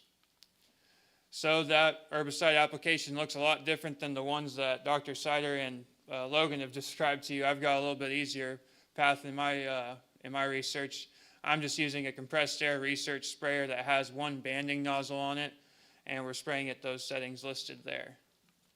From there, I take the plants back into the greenhouse room where I have a misting station equipped with these sprinkler heads that are very similar like what you would see in the produce section of a grocery store that soaks a lot of those leafy vegetables. These are very similar. They just produce a wider spray pattern. And so I run them in intervals of 4 minutes across 8 times a day. And I use this system for 2 days after that planting. And that's whenever I start to see a pretty good bulk of the emergence of the water hemp I planted. And we're using a discriminating dose of S-metolachlor, not because we wanted to pick on any specific product or company, but because it had the highest R to S ratio in the research done by Seth Strom that confirmed the resistance. And you might have heard Dr. Hager speak on that topic before, so I'll just do a little brief review of it. And LD50 just stands for lethal dose 50, or the rate that's required to kill half of a population. So this chart that he made with Seth's work shows our 2 resistant populations, CHR and MCR, that have a much higher LD50 than our known sensitive populations, WUS and ACR. And an R/S ratio just stands for resistant to sensitive. So we're taking those values and dividing one by the other. And so, for example, quick math on that top right green value, the R to S ratio between CHR and WS would be 18, coming from that 1808 divided by 101. We could also say that it is 18-fold resistant. So that number just kind of describes the magnitude of resistance that we're looking at. And you'll notice that value of 64 that came from MCR and ACR, that was the highest value seen in that research. And so because of that, we want to use S-metolachlor in this study, as if there's a chance of seeing any potential differences among the populations, it's most likely going to be seen when we use S-metolachlor in comparison to other group 15 active ingredients. So I'm spraying a rate of 0.4 pints of dual 2 Magnum per acre, and that provides a defining level of control on a known resistant population that comes from that CHR field population. So as well as that discriminating dose, we're having a non-treated control with 0 pints per acre, if you will, and having 2 replicates of each, so 2 pots of each treatment. And then I count those live seedlings at 10 days after the application to calculate a survival percentage based on how many seedlings are live in our untreated pots. So we'll go ahead and show some results here. In the bottom left here, we see a picture that has the progeny of that CHR population, and we see that it produced a survival percentage of 45. And whenever I tell my family about my research, they always ask about why it's such a low rate of 0.4 pints of dual 2 Magnum per acre. And I explain to them that I'm only trying to kill water hemp that's coming up in a 2-day window versus obtaining several weeks of residual control. I show them this picture, and then they think that my rate's too high, because if that's my resistant population, then surely I must be killing off everything that we brought in. And you'll see from that photo on the right, that's far from the case. We actually have a pretty good spectrum of results we've seen so far at this rate. So that collection 377 is by no means an outlier. We've seen putative resistance that seems much more severe than what we have in CHR. So here is that spectrum that I described to you on the right, and I'll just break down this graph a little bit. Our populations are separated on that vertical axis. So each number just depicts a unique population. The number that it is doesn't really have a ton of significance. Just know that they're each representing their own population with survival percentage outlined from 0 to 100 on that horizontal axis. I have that orange vertical line in there that represents the 45% survival of our known resistant CHR population. And so anything falling on the right of that line is considered putatively resistant in this research. If we were to count all of those averages that fall to the right of the line, we would see that there's 20 of them, with several reaching up into 70, 80, and 90%. So the resistance that we're suspecting seems to be more widespread than we've originally confirmed. Earlier I mentioned those double crop collections, and I circle back to them right here. This box plot shows our average survival percentage of a single crop population versus a double crop population. And I found it interesting in this work that not one of our double crop collections has shown putative resistance. They've all been below that 45% survival. And so there's a couple explanations for why that might be. Obviously, we usually don't see near the group 15 herbicide applications in double crop settings. But what stuck out to me was, say you go a year without applying any other herbicide, we'll just pick glyphosate for ease sake. But if you went a year without applying glyphosate, go out in the fall and collect some of your escaped water hemp seed, send it to us at the University of Illinois. We take it into the greenhouse, spray it. Even though you did not have selection pressure in that given year, we're probably still going to see that resistance. That wasn't the case with group 15 herbicides in this example. So there's still several more double crop populations to test and see if these results continue. But as for now, it's looking like that frequency of resistance is affected in very short time frames. So as we continue this research, the first thing I was obviously finishing the rest of those 127 populations and screening them with S-metolachlor. And from that, I'll do dose response experiments like that one depicted here in the bottom, where I took populations 1010, 1003, and 1101, with 1010 being a sensitive population in my screening.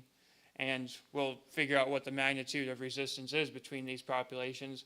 As you can see here, I'm still working on refining what the rates are that I use in those studies, as that was just my discriminating dose that really separated and created any significant differences between the three populations.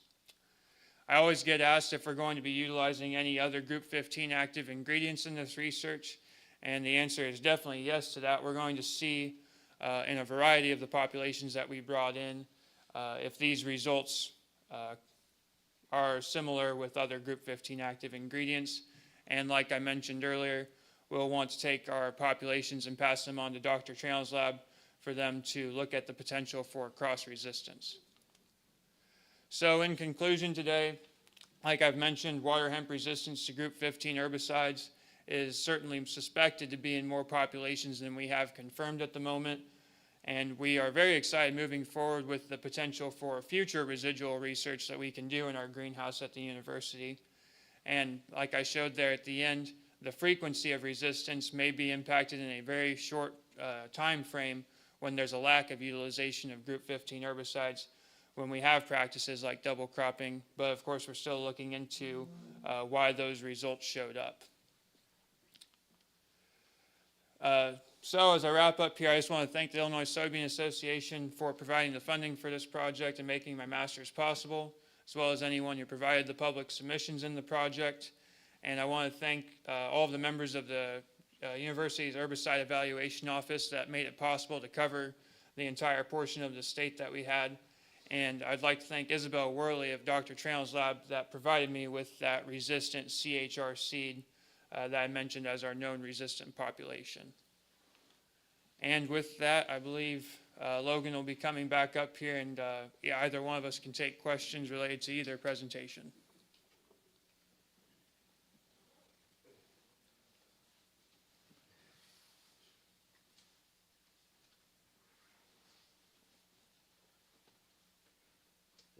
Travis, did you see any difference in resistance between corn or soybean where it was pulled from? Yeah, so the question for those online was if we saw any differences in resistance between corn and soybean collections. I forgot to mention in that presentation, we actually did all of these collections from soybean fields just for the sole purpose of it's a lot easier to spot water hemp in a field from the road in a soybean field than a corn field.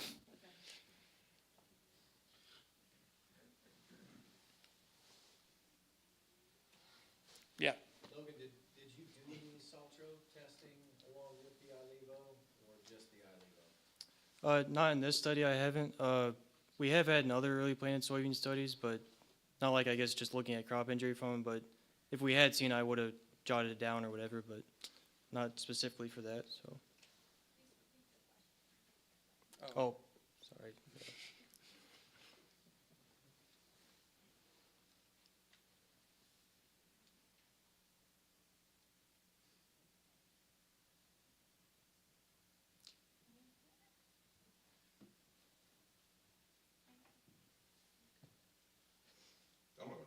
walking up here. Do you have any other weeds-related questions not related to what Logan and Travis covered today? About the 25 season. Yes, sir. Yeah, if we could go back to Logan, you talked about crop damage occurring under certain chemicals with with soybeans in the early plant, affecting the emergence and then obviously the days following. And then at the end, I believe you showed a yield, the yield didn't perform as well with a certain type of chemical. Could you go back over that again? Kind of a long-winded question, but you had some really good data there in a couple slides. Yes.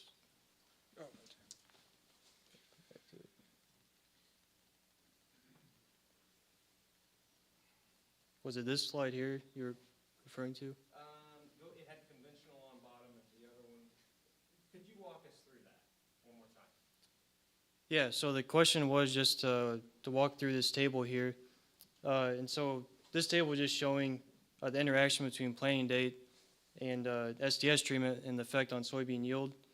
And so when we solely look at early planted soybean, we can see that it was, for the most part, yielded higher than that conventional planted date. And then when we did not have the Levo treatment, it yielded higher than when we did have the Levo C treatment. And then the worst combination would be the conventional planted date with the SDS treatment. Did you notice any SDS in your plots?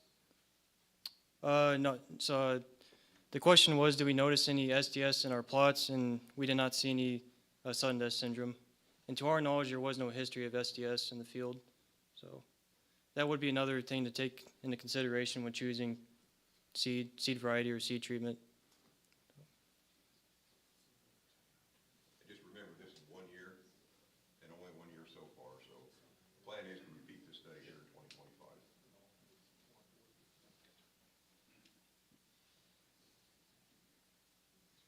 Other questions? Yeah, we're focusing on, obviously Waterhemp, that's our main weed that everybody wants to talk about. I feel like in our area, copper burr is becoming a big issue. Could you just speak of copper burr and why we're maybe missing that? Lord, I haven't spoken to cockroach for 30 years. That's his weed. What a great change of pace. Hey, Doctor. Could you be on the mic so we can get the live They stream? won't know my- So the question was a sort of a resurgence of cockleburr. And actually, we've noticed that. It's completely anecdotal, but I would probably venture to say for the last maybe up to 8 years, we tend to see cockleburr again, and the other one we tend to see more of is velvet leaf. And we have, Doug, Charlie, correct me if I'm wrong, but I think, years ago, we might have actually screened a very few limited number of populations from either of those species, again, primarily for glyphosate resistance, and we didn't see anything. So I think it begs the question, are we seeing these things because over time they may have now evolved in their emergence pattern? The classic example that I can give you of that is giant ragweed. So there was actually work done here back in the late 1960s and into the early 1970s. And when the paper was published, one conclusion that the authors reached was that they did not feel like giant ragweed was ever going to be a weed problem that Illinois farmers would have to deal with. Now, you go north of Interstate 80 and you make that statement, you better duck. But what they were looking at, and the basis of that statement, they were looking at the emergence duration of giant ragweed. So they ran around the state like Travis did and the group did, and they made collections of giant ragweed. They brought it all back here, and they did what's called a common garden experiment. They planted all the seed in a common area, right? And they simply monitored how long into the season that those giant ragweed plants would emerge. They did that a couple of years, and essentially their conclusion was what they found is that if you're going to have giant ragweed, it will all emerge by May 1st. They never saw any emergence past May 1, okay? Now, when was this work done? You remember what I just told you? Back in the late 60s and 70s. Y'all farming the same way that you did back then? Probably not. I don't think we had 60, 70, 80% of the crop planted by May 1st, right? And the other thing that's a little bit different between now and then, what did you do to every acre before you put any seed in the ground back then? You worked it, right? So if you're not working the ground before May 1, all the giant ragweed is up by May 1, You're going to wreck it before you plant. That was the reason for that statement. Made sense. So about 20-ish years ago, they decided to repeat that work. Not nearly to the extent that they had done it the first time. So they ran around the state, made collections of giant ragweed, brought it all back here, did the same common garden experiment. This time, however, they also included 1 or 2 populations that they collected from areas that had never been farmed. You know, the back corner of a cemetery somewhere, or woodlot, or some place that was just not ever farmed. And so what they learned this time now is that the emergence of giant ragweed was easily noted well through the month of June, even into the early part of July, for all but 2 accessions. The 2 that they had collected from areas that had never been farmed, they were done by May 1st. So what did giant ragweed do? It evolved to how you farm, right? Maybe that's the same thing we're seeing with cocklebur and velvet. I mean, it's purely speculation at this part. But I have on a couple of different occasions mentioned that observation to my counterparts or colleagues in other states, and they're seeing the same thing. So it's not just us. Other questions? Yeah. Do you expect a difference from that study if you had no tillage, or tillage makes any difference at all? Very good question. No idea. Could be. Or it could just simply be the fact that you let a few survivors go here and there that you might have missed with the tillage, a little genetic variation in here, and all of a sudden they become the dominant members in the population. Kind of sounds like resistance evolution, doesn't it? You know, all those few survivors that we ran through combines last fall that didn't slug us up, didn't slow us down, guess what? What do you think's happening with those? Those are the ones that have gone through another cycle of selection, right? We talk about, and Travis did a really nice job talking about how this type of resistance to soil plot is manifest. It gets less and less, right? I was going back over some work when we were doing our metribuzin work. We did first plot work in Waterhemp was 29 years ago. God, that was bad. Oh my goodness. 2 rates of authority. At 6 weeks after planting, we were still 95% control. That was a sensitive population. You do the same rates now on a resistant population, you're lucky to get 2.5 weeks. So think about how that's happened, right? And all those survivors that we have in the field right now, that's gone through another cycle of selection. Who knows? 5 years from now, we may be lucky to get a weaker residual if we keep letting these successful alleles, these successful selection combinations go. Could you talk a little bit more about that metribuzin topic and a lot of chemical meetings we're going through right now, they're asking us to spike in some metribuzin to help control. Yep. Well, if there's a good thing about resistance in water hemp, it's the fact that most of the triazine resistance is metabolic. So in other words, these populations can chew up the triazine as fast as a corn plant can, for example, right? That's why you don't kill corn with atrazine. It chews it up, it eats it up, it metabolizes it. So if there's a good point about that type of resistance being the most common, then the good news is that that type of resistance is very specific. It is specific for symmetrical triazines. And symmetrical just means that you have a phenyl ring with nitrogens, and they're symmetrically distributed around that ring. That's all that means. So atrazine would be a symmetrical, simazine or princep would be a symmetrical. The other group is the asymmetrical. What does that mean? It means simply that those are not symmetrically distributed around that ring. That's metribuzin. So when you have target site-based triazine resistance, the asymmetricals don't work and the symmetricals don't work. When you have metabolic resistance, the symmetricals don't work, the asymmetrical does, okay? So metribuzin is still effective on these triazine-resistant populations. We haven't used a lot of metribuzin in the last, fill in the blank, 20, 30 years probably, right? So it's something that I think we've overlooked. And we've done some trials, I don't know how many years we've done these things now, 6, 7, 8 years on a 6-way resistant population that we've looked at north of Sydney. And I can put the fullest rate of authority on that I can by label, and by 2.5 or 3 weeks, it's got to be posted. I put at least 10 ounces of a 75 DF metribuzin product on it. I can still wait. at that 10-ounce rate up to 16 ounces, we were still rating that at 95, 96% at 6 weeks, like what we used to be able to do with authority. So if there's a weakness, if there's an advantage that we can exploit in resistance, that's one of them. And I think we might be overlooking something here if we're not going to take a harder look at metribuzin. I think it can't help. Is that enough pontification, or you want me going? Okay.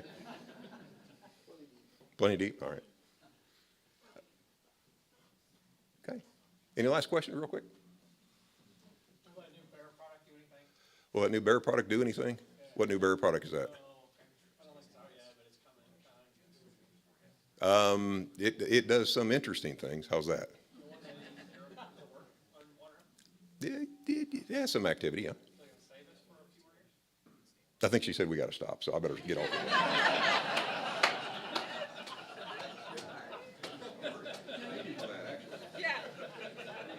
Well, let's give another hand to Logan and Travis and Dr. Hager. So thank you to everyone who stayed here and listened to this session. Remember, for CEUs and to sign up for the on-farm trial, there's the clipboards up here. Our next session will start promptly at 3 p.m. Thank you so much.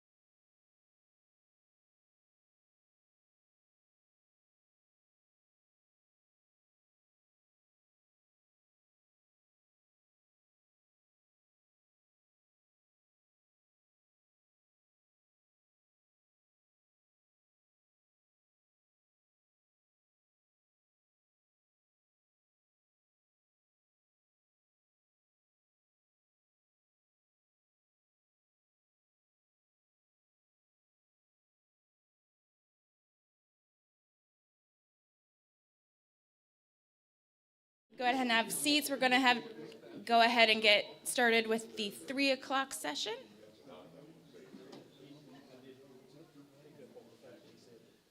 Okay.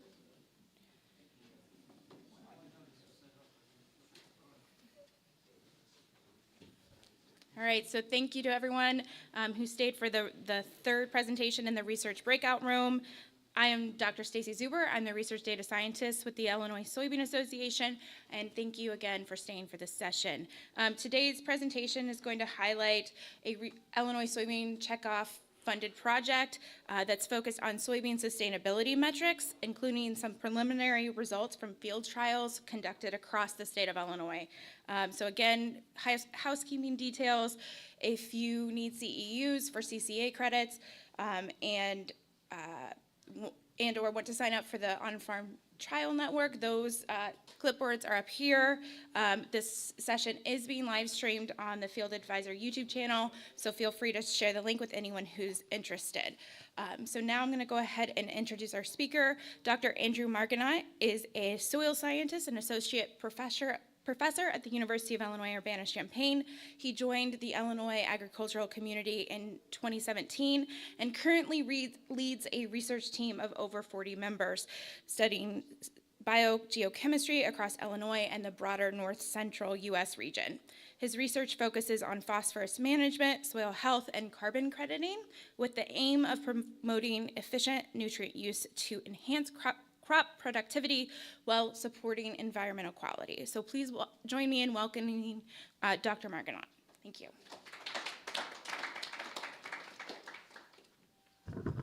Thanks for the introduction. Whoop, that was not supposed to happen.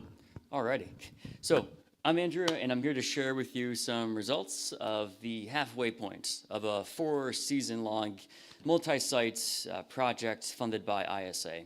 This work was really and is being led by Haiti Allen. She's a PhD student. She's the one that's making this all happen, so big credit to her. And then to our chief data scientist, Ezra. They're the ones crunching a lot of the large data sets that you're about to hear, especially greenhouse gases. So a bit of context for the project and then what I'll focus on in the next 40 or so minutes.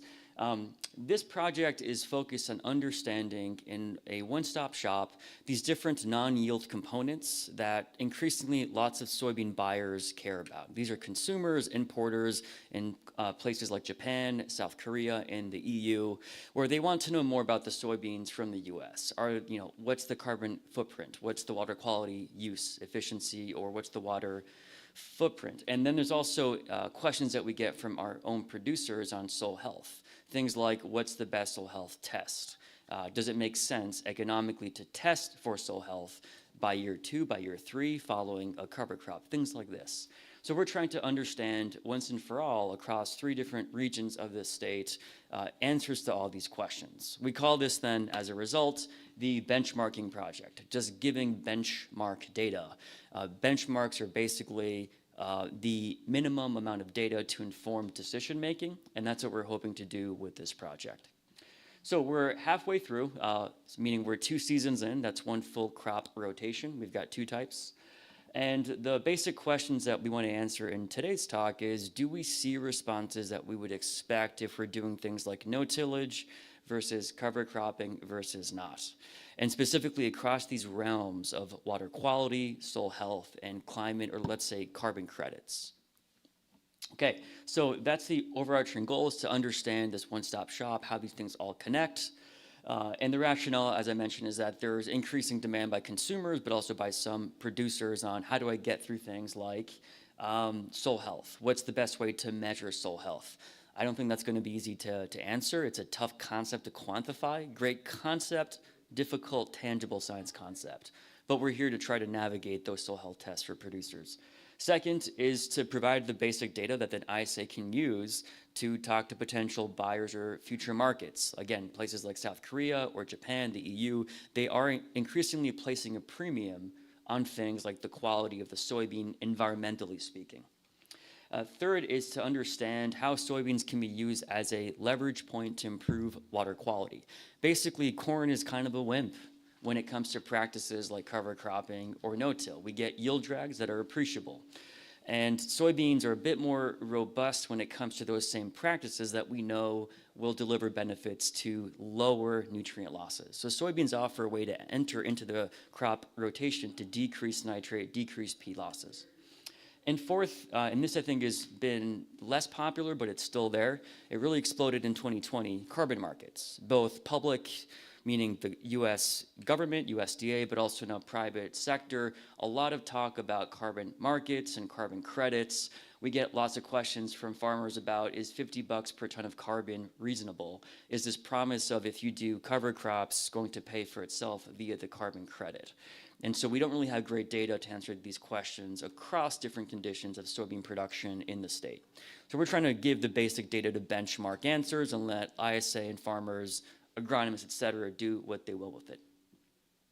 All right, so this project is based on, first of all, yields, that matters, and profitability. Haiti has shown some great data in past field days, like at Ewing this summer on the net dollar per acre. I'm not gonna focus on this, but I wanna point out that we are talking about these adjacent outcomes of interest for really consumers and then for other stakeholders of ag. So soil health, water quality, and carbon credits are the ones that we'll focus on today, but the project itself is centered on crop productivity, profitability, but also weighing these. And the reason is that there are going to be trade-offs. So a bit more about the design of this project. So it's 4 cropping seasons, and we've got 3 different sites shown here. So we got site up in the Northwest on sable type soil, so the best of the best, up in Monmouth. We've got on campus, just south of us, about a 1/4 mile. And then we've got one down in Franklin County at Ewing Center.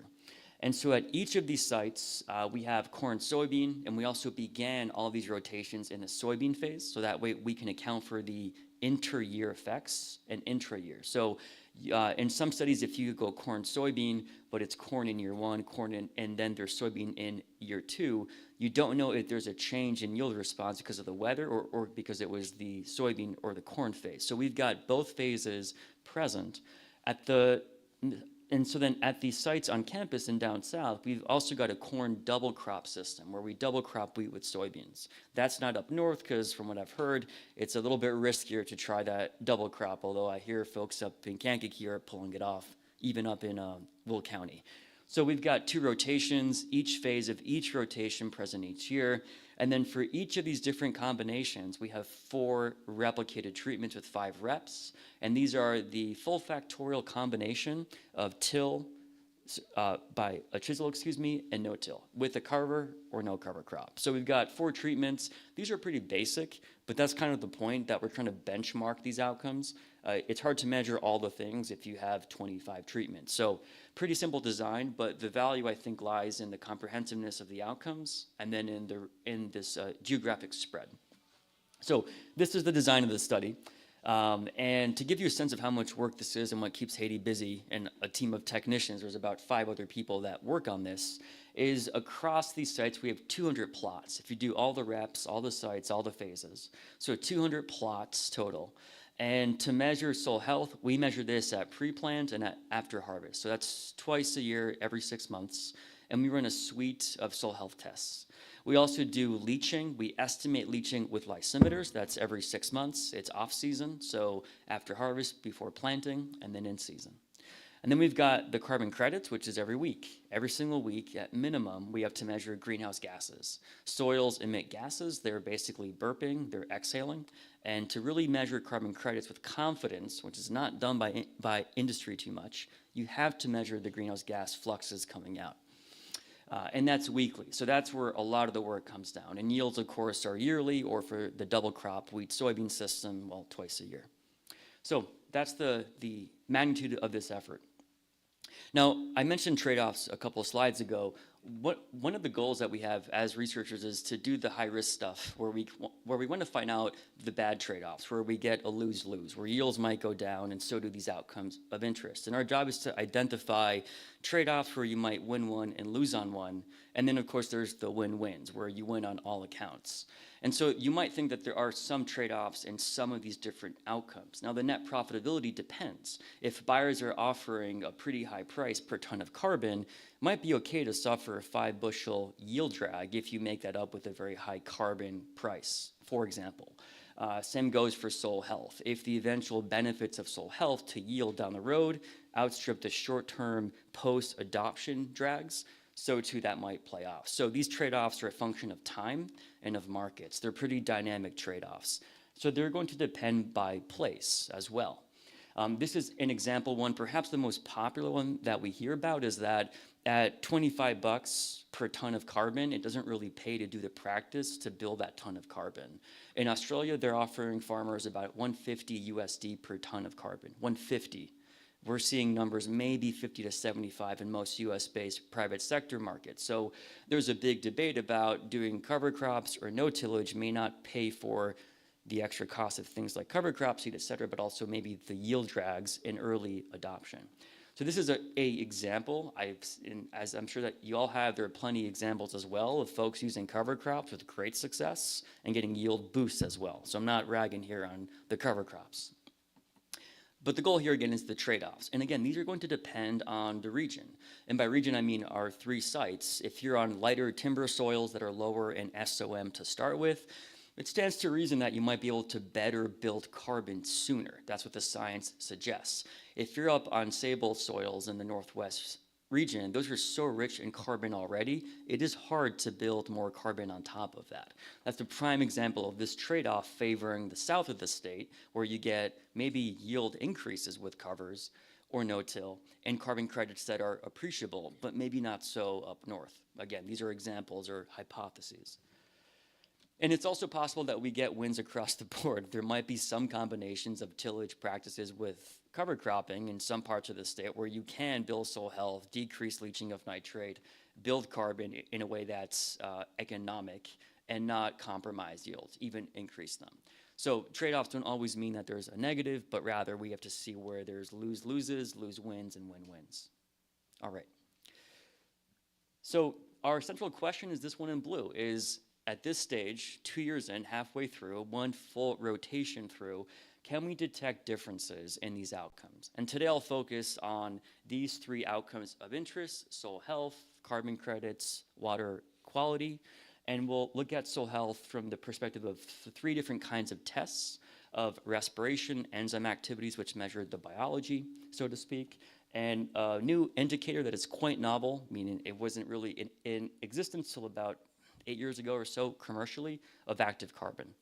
For carbon credits, we'll focus on the greenhouse gases. We are measuring organic carbon stocks, carbon sequestration, but as you probably all know, that takes time for manifestation. So we're going to wait till the end of the project to look at the carbon stock change. You cannot detect carbon changes in 1 or 2 years. And then for water, the focus is on nitrate leaching. We are looking at phosphorus leaching as well, but I'll focus on the nitrate leaching using lysimeters, which are basically a way that we can trap nitrate as it goes down the profile. Not as good as tile drains, but for plot work, we can't put in tiles to monitor them at the small scale. So it's the best we got. All right. I'll begin then with soil health. And again, the questions that we have are, can we detect changes in these outcomes halfway through, meaning 2 years into the project? Soil health. I'll begin with a bit of background here. So Dr. Zuber is an expert on soil health. She can probably tell you about this topic for hours, but I will give you a quick synopsis of how we're approaching it for this project. Soil health, we have 4 questions in this project. We won't talk about all of them today. First one that we will is, which soil health indicators, just what soil health tests, should we be using? Are they worth their money? They're not exactly cheap. My own belief is that a good agronomic test, look at STP, your pH, etc. Start with that, it's economic. Soil health tests are the dessert. Some of them may make sense, but whether they actually pay for their value, that's a different question. So what tests to use? Second is, when should we sample? And this is not just spring or fall, which we're testing, but also coming out of corn or coming out of soybean. So what is the right timing to capture what we think should be happening? So if we know that cover crops and no-till are good for soil health, it stands to reason that when we sample, meaning that we can pick up more differences in soil health tests, that would be the right time to pull those tests. So to put it differently, we can screen when to sample based upon these different treatments that we're testing. Third question we have for the project is, how do different practices in soybean crop production influence these outcomes? Seems kind of obvious, but not really good benchmark data. There's conflicting information. There's evidence that no-till can hurt soil health in some contexts, and some it's great. So we want to figure that out. And finally, I think the most important question is maybe not so much but at what time scale, how long, and how much do healthier soils lead to more profitability, defined as probably less inputs and or more yield. So soil health itself is being defined by USDA NRCS as this intersection of chemical, physical, and biological, but really what makes soil health different from these predecessor concepts is the focus on biology. So prior to the 1960s, the concept that was in vogue was soil tilth. This was thanks to the Dust Bowl. And so tilth is more about a physical characteristic, right? The fluffiness. And that died out, as you can see from that graph. And then we see soil quality made this attempt to become the term by the 1990s. It kind of petered out, and we saw it outstripped by the soil health concept into today. And now there's official government programs with the title of soil health. So soil health is here to stay, unlike its predecessors that didn't really stick around. And it's being defined as being centrally defined by the biology. So we've got these new biological tests that set it apart from quality. So for that reason, we will focus on these biological tests today of soil health, and are they responding to treatment across sites by phase. There was a webinar that Haiti and I gave as part of the ISA webinar series. This is back in December 7th of 2023. And we walked through in a lot more detail, about soil health. And to put it to you, basically, there's two ways to conceptualize this. One, we know that soil health can benefit soybeans. There's 4 different mechanisms that we talked about, from the suppression of pathogens to end supply, which is a huge topic that we can talk about later. But also, it goes the other way. It's reciprocal. Soybeans can also be used to improve soil health. And as I mentioned, unlike corn, which is a bit wimpy when it comes to soil health practices in some cases, soybeans offer a leverage or an entry point in the rotation. You can do covers in front of soybean perhaps, but not corn. That's still better than not doing covers from a soil health perspective. And there's 3 different processes here that we'll talk about in the design. We're doing cover crops, tillage, as well as the double cropping evaluations. So think about if you're doing cover cropping in front of corn and then double cropping wheat and soybean, there are roots in the ground almost every month over those 24 months. And that's where there's very large benefits for lower leaching, but also soil health from that rotation system. Let's begin then with the data. So there's a lot here. I'm going to walk you through the slides. Just listen to what I'm talking about. Don't get too ahead of yourself with the figures. We're going to begin with respiration. So respiration is a measure of CO2. We're all exhaling CO2 right now. Most of what you exhale is CO2. You've consumed the oxygen. Soils, the microbes are exhaling CO2 all the time. You can measure that. And so the thought is that this is the measure of microbes being active. You're exhaling CO2 from some of the sugars that you ate at lunch, for example. And the rationale then is that more CO2 production would connote more labile carbon. Labile carbon simply means carbon that microbes can eat up. In other words, it's the basis of the food web. It's the energy source. It's the diesel for the microbes to do their magic. And this has many other names. Other different labs offer it in different ways or packages, from Haney to Solvita to CO2 burst, et cetera. It's all the same principle of measuring. You take a dry soil, you wet it up, and there's a burst of CO2. If you listen to it, it'll crackle and fizz a little bit because of the CO2 gases getting caught in the bubbles of water. So that's what we're measuring. All right, so this is thought to be the best indicator. Again, it's really measuring the biology because the CO2 that's emitted upon re-wetting of a soil sample is made by the microbes. It's not a inert or non-living process. So what do we see? Nothing, to spare you all the details on the slide. Surprisingly. So what you're looking at here is we sampled coming out of the corn phase versus coming out of the soybean phase. That's the left versus the right column. And then you've got the 3 sites, Ewing down south, Monmouth in the northwest, and Urbana here on campus. And then you've got on the y-axis the magnitude, all on the same axis values.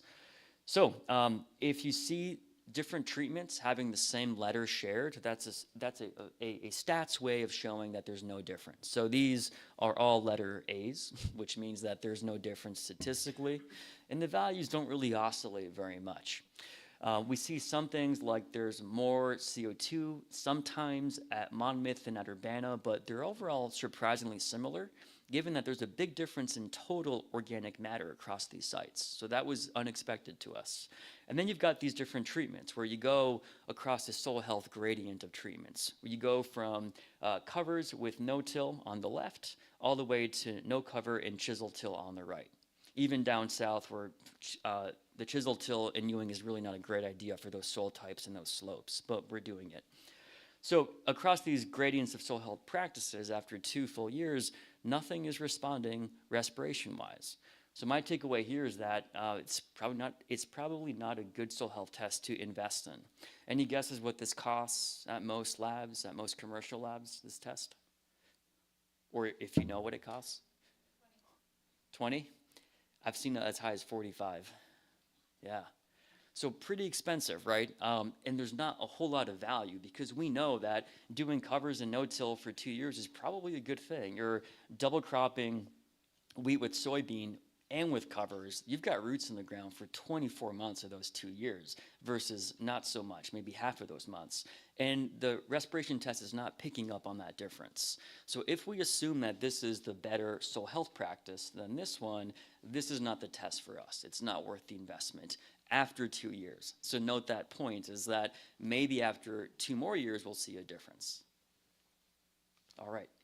So now we'll go on to these other biotic measurements of soil health. These are enzyme activities. So enzymes, just like what we have in our stomachs, in our cells, they break things down. They're a catalyst, so they expedite processes. And so soils have a metabolism, just like we do. In their case, these enzymes are secreted outside of cells. In our case, the enzymes are largely inside of our cells. But the point is that they do digestive functions and they help unlock nutrients like nitrogen from this enzyme or phosphorus from this enzyme from organic matter form, which is not available to the crop, into forms that the crop can access, and microbes as well. These two are made by crops, and these are made by crops and by microbes alike. So crop roots also put these out, and then only the microbes make the carbon ones. So that's a bit of background here. This is just for the Ewing site, so I'll walk through the site in the phase of sampling for these enzymes. So we got 4 enzymes. These are the ones that USDA NRCS recommends for soil health testing, and lots of commercial labs offer these now. So at Ewing, sampling coming out of corn phase, we've got the 2 different crop rotations by color. We see that just one enzyme is responding, and it's responding within a given treatment of tillage and cover cropping to the rotation type. So this is what's called NAG. NAG, or chitinase, is N-acetyl glucosaminidase. It's just a fancy word for saying the enzyme that breaks down chitin. Chitin might sound familiar. It's what your nails have. It's what fungal cells have. So it's a measure of fungal-derived organic matter. The point is that people have found that it predicts very well a lot of nutrient cycling functions like carbon and nitrogen. So we see that in some cases at Ewing, coming out of corn, in this treatment, for example, of cover plus tillage, that depending on the crop rotation, you see higher NAG than not. And in this case specifically, full season soybean compared to the double cropped one, we see that there's about 50% more activity of this one enzyme. We don't see that for the other ones, not clear why. So kind of mixed sensitivity for this enzyme, right? It's not really picking up on treatment effects. So note that for a given crop rotation, so one color, we're seeing that they all have the same letter shared, right? They all shared that letter A. So it's not responding to treatment of tillage or cover cropping, but it is distinguishing the rotation types. Note this is in the corn phase. So the year's previous double crop wheat soybean is still carrying through the corn year through the fall, which is, I think, kind of impressive, that there's that lasting effect of the wheat and soybean roots in the ground for the previous year. Okay, now same exact site, Ewing, same 4 enzymes, but now it's the soybean phase. So these two are basically just saying, is there a phase effect? If you sample coming out of corn or coming out of soybean, do you see a difference? And the answer is that yes. We've got more sensitivity, more or less, through these enzymes if we sample coming out of soybean than coming out of corn. So there's one insight already, is that sampling coming out of soybean confers more sensitivity in these timber soils down south. And again, we see that it's the carbon implicated enzymes, but not the phosphorus and N enzymes that are responding. Now, this is a bit tricky because if you look more closely, we see that there's a lot of shared letters now. And so we see these differences by mixing rotation and tillage by cover crop treatments. What does that mean? So no longer do we see that for a given treatment of tillage and cover crop, a difference by rotation like we just saw, but rather if you combine these extremes of cover with till under the double crop compared to the full season with a different combination. So we have more sensitivity to the larger combination of rotation type, tillage type, and cover cropping. So overall, this isn't really satisfying to me, right? We're not picking up on, in a given rotation type, a strong tillage effect, a strong cover crop effect, and that's what we really want. The rotation being picked up on is nice, but I'd like to see more specific practice sensitivity. So that's Ewing. Note again that it's the carbon enzymes that are responding, not the N or the P. Urbana, I won't show you the data because it's the same as Ewing. By and large, we see the same two major trends, which is, number one, we see that soybean phase sampling confers more sensitivity. So now we've got a mollisol site, these prairie soils, and the southern timber soil site. Sampling out of soybean gets you more differences by these enzyme assays. And second is that it's inconsistent by that soil health gradient. So if you go from covers and no-till to chisel with no cover, there's not a clear way of discerning what's going on with these enzyme assays. And he guesses how much these assays cost. One enzyme, what's the cost of the test? $35 per sample, per enzyme. So these are 4 enzymes, right? A little bit steep. Is it worth the money? I would vote no 2 years in for this site, for Ewing, and for Urbana. Monmouth, so this is the high SOM site up north. There's only one rotation. We're not double cropping, so that's why there's just one color bar here. Same 4 enzymes again. And what we find here is that we do see what we would expect across the soil health gradient for the carbon enzyme in the top left. Meaning, if we're doing cover crops and no-till compared to no covers and chisel, we see higher versus lower activities. So at the highest organic matter site of Monmouth, we do see that this enzyme is sensitive to what we would be expecting for a soil health contrast between these two treatments. Okay, it's also though, like the previous sites that we just saw, it is only on the carbon enzyme. So we're seeing a lack of effects of tillage and cover cropping on nitrogen enzymes, which is interesting because cover crops immobilize quite a bit of nitrogen. You might think that they would impact end cycling, but it's not showing up with these enzyme tests. So that was the corn phase of Monmouth. We're going to switch to sampling out of the soybean phase. Recall again that we saw more sensitivity of these enzyme tests to the soybean phase than to the corn phase at our other 2 sites. But not so for Monmouth. It's exactly flipped. So we have more sensitivity at Monmouth sampling coming out of corn for soil health tests with enzymes.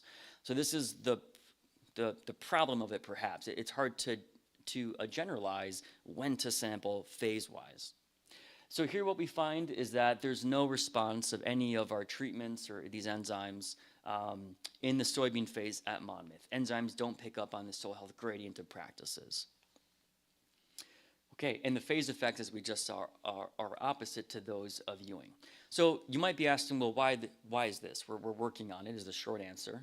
2 things to maybe chew on would be, there's a marked difference in these soil types. Monmouth are deep, lush soils, a lot of organic matter, black topsoil horizons that used to be up to 2 feet thick. Now they're a little bit thinner after 100 years of cropping. They're about a foot thick.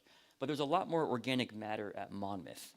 That might explain why the carbon enzyme shows a different pattern. And it's also the opposite phase sensitivity than the lower SOM sites, central and south state. That might have to do with the amount of residues. So the phase effects, I think, could be root, but also the fact that there's roughly 3 times more residue, more tonnage of mass going onto a field as corn chewed up by the combine than after soybean. That's probably at play, but why it's opposite by site, that's unclear. So not really a strong argument for respiration or for these enzyme activity assays, at least not for what they're going for at $20 for respiration and $35 for enzymes. So let's go on to the final one for today, which is active carbon. Hades measuring other ones as well. We're not going to focus on those. POC or active carbon is a truly new test. We've been doing respiration and research for 30, 40 years. Enzyme since 1935, I believe, is the first paper. But this is really since 2003 that it was being advertised, I'll say, as a soil health metric. And it's being called an active carbon test. Active meaning microbes are presumably using this as a fuel source. So it's supposed to be like respiration, but even more sensitive. Same layout, we've got the 2 phases of sampling, left and right, the 3 sites, top to bottom, and the different crop rotations, etc. And what we find here is that at Urbana only, excuse me, that is a typo there. Yes, at Urbana only, excuse me, at the southern panel, we see that there is a strong effect of the rotation type. So in the Urbana site on campus, we see that there's higher POX values in the full season soybean than in the double crop system. And that's pretty consistent regardless of coming out of that double crop soybean system or coming out of the corn phase a year after that system. So a bit like the NAG enzyme, that fungal one, we see a lasting legacy effect when you're carrying through into the corn phase. So this is pretty strong, but it's only at Urbana. And again, it's not discriminating by the soil health practice combinations of tillage types and the cover cropping. So this is somewhat expected in the sense of it's not responsive to tillage or to cover crops, but it is to phase to the rotation, regardless of phase quite strongly. Let's talk about POC though. So this is a very popular test in circles. This I think goes, I've seen from as low as $15, 1.5, to as high as $25. Dr. Zuber confirms. Okay, so again, in that ballpark, if we're talking $20 per sample, I can tell you it costs our lab, this labor and the chemicals, about $3.50. It's pretty cheap to run. Of course, we're not in it for profit, but it seems a little bit pricey to me given what it costs. And it's also not really what we think it is. So if you'll bear with me here, I want to disabuse you of any myths about POC. So while the purple, well, this is what permanganate looks like. Again, the POXC is permanganate oxidizable carbon. This is the stuff that you can use to disinfect water on a camping trip. The permanganate eats up organic matter. It oxidizes it. It makes it CO2. This has been used since the 1800s to get lignin out of coal. And it was proposed back in 2003 as a metric of active carbon because it correlates well with total organic matter. This was the rationale. And so there's been some studies like the ones here that if you're doing comparisons of, say, chisel tillage without compost versus compost with strip tillage, you get a higher value. Note the ppm. Just like a soil test P or soil test K value, it's the milligram per kilo, it's ppm. So this is an example why people think it's sensitive to management. And second, it must be this very active fraction because it's a small percent, but it's an early indicator of eventual carbon change. That's a good thing if that works. That was the rationale. But I'll show you now 2 papers that are 2 of a string of 7 papers that we published with colleagues in USDA, pointing out that it's not what we think it is. There's still value in it. You can still pick up on, in this example, the effects of compost or tillage types, but it's not carbon and it's not labile. Here's why. So it's not labile because labile carbon should be easily digestible by microbes. So what we did is that we took different kinds of carbon. We took sugar, that's table sugar, sucrose. Microbes love that stuff. That's why your teeth rot if you eat too much. And we took things like lignin, what makes wood hard to decompose. And we found was that there's a higher POX value for pure lignin than for pure sugar. There's no way that this is microbial food sources if there's a higher score for the stuff that microbes always avoid, lignin, compared to sugar. Second point, and I'll skip through that, is that it's not even measurable as carbon. So this is a bit more chemistry deep to spare you all the pain of the redox chemistry. What we point out in this paper felt like cheating. I looked at my chemistry textbook, and if you do some math, the basic chemistry does not let you calculate the carbon. Long story short, there's assumptions that people were making in the 2000s that you can back calculate the carbon based upon the permanganate consumed. This is called stoichiometry, the ratios of these compounds. And what we point out is that depending on your assuming start point of the carbon in the soil, for the same exact value in the lab, you would get very different carbon values. We're talking by a factor of 250% differences. And the problem is that we can't know what the carbon values are in the soil at the start point, so we can't get the carbon value at the end point. That's a that's a short way of trying to summarize a very long paper. So the point here is that basic chemistry tells us that we can't even calculate how much carbon is oxidized. So it's not labeled carbon or active, and it's not even a carbon test. But again, it tells us something. So we've seen from different studies, including on soybean systems, that this measurement does correlate in a positive fashion with higher yields of corn as well, not just soybean. It does respond to no tillage positively. So it's telling us something, but the researchers didn't do their homework in 2003, and they put out a unvetted test. So if you're being told that this is the active carbon test, it's not. Okay, I've said my piece. We will keep measuring it because, again, farmers are seeing in some systems responses. So I'm curious to know what this is. That's a different line of research. We will keep measuring it for this project, but just be aware that how you interpret it is a little bit questionable by the convention. All right, that's the soil health aspect. So far, there's no real salient soil health test that we found. Nothing really responded consistently across sites or across these different practices. That was kind of a disappointment, but being honest with you, that's what the research, that's what the data is showing.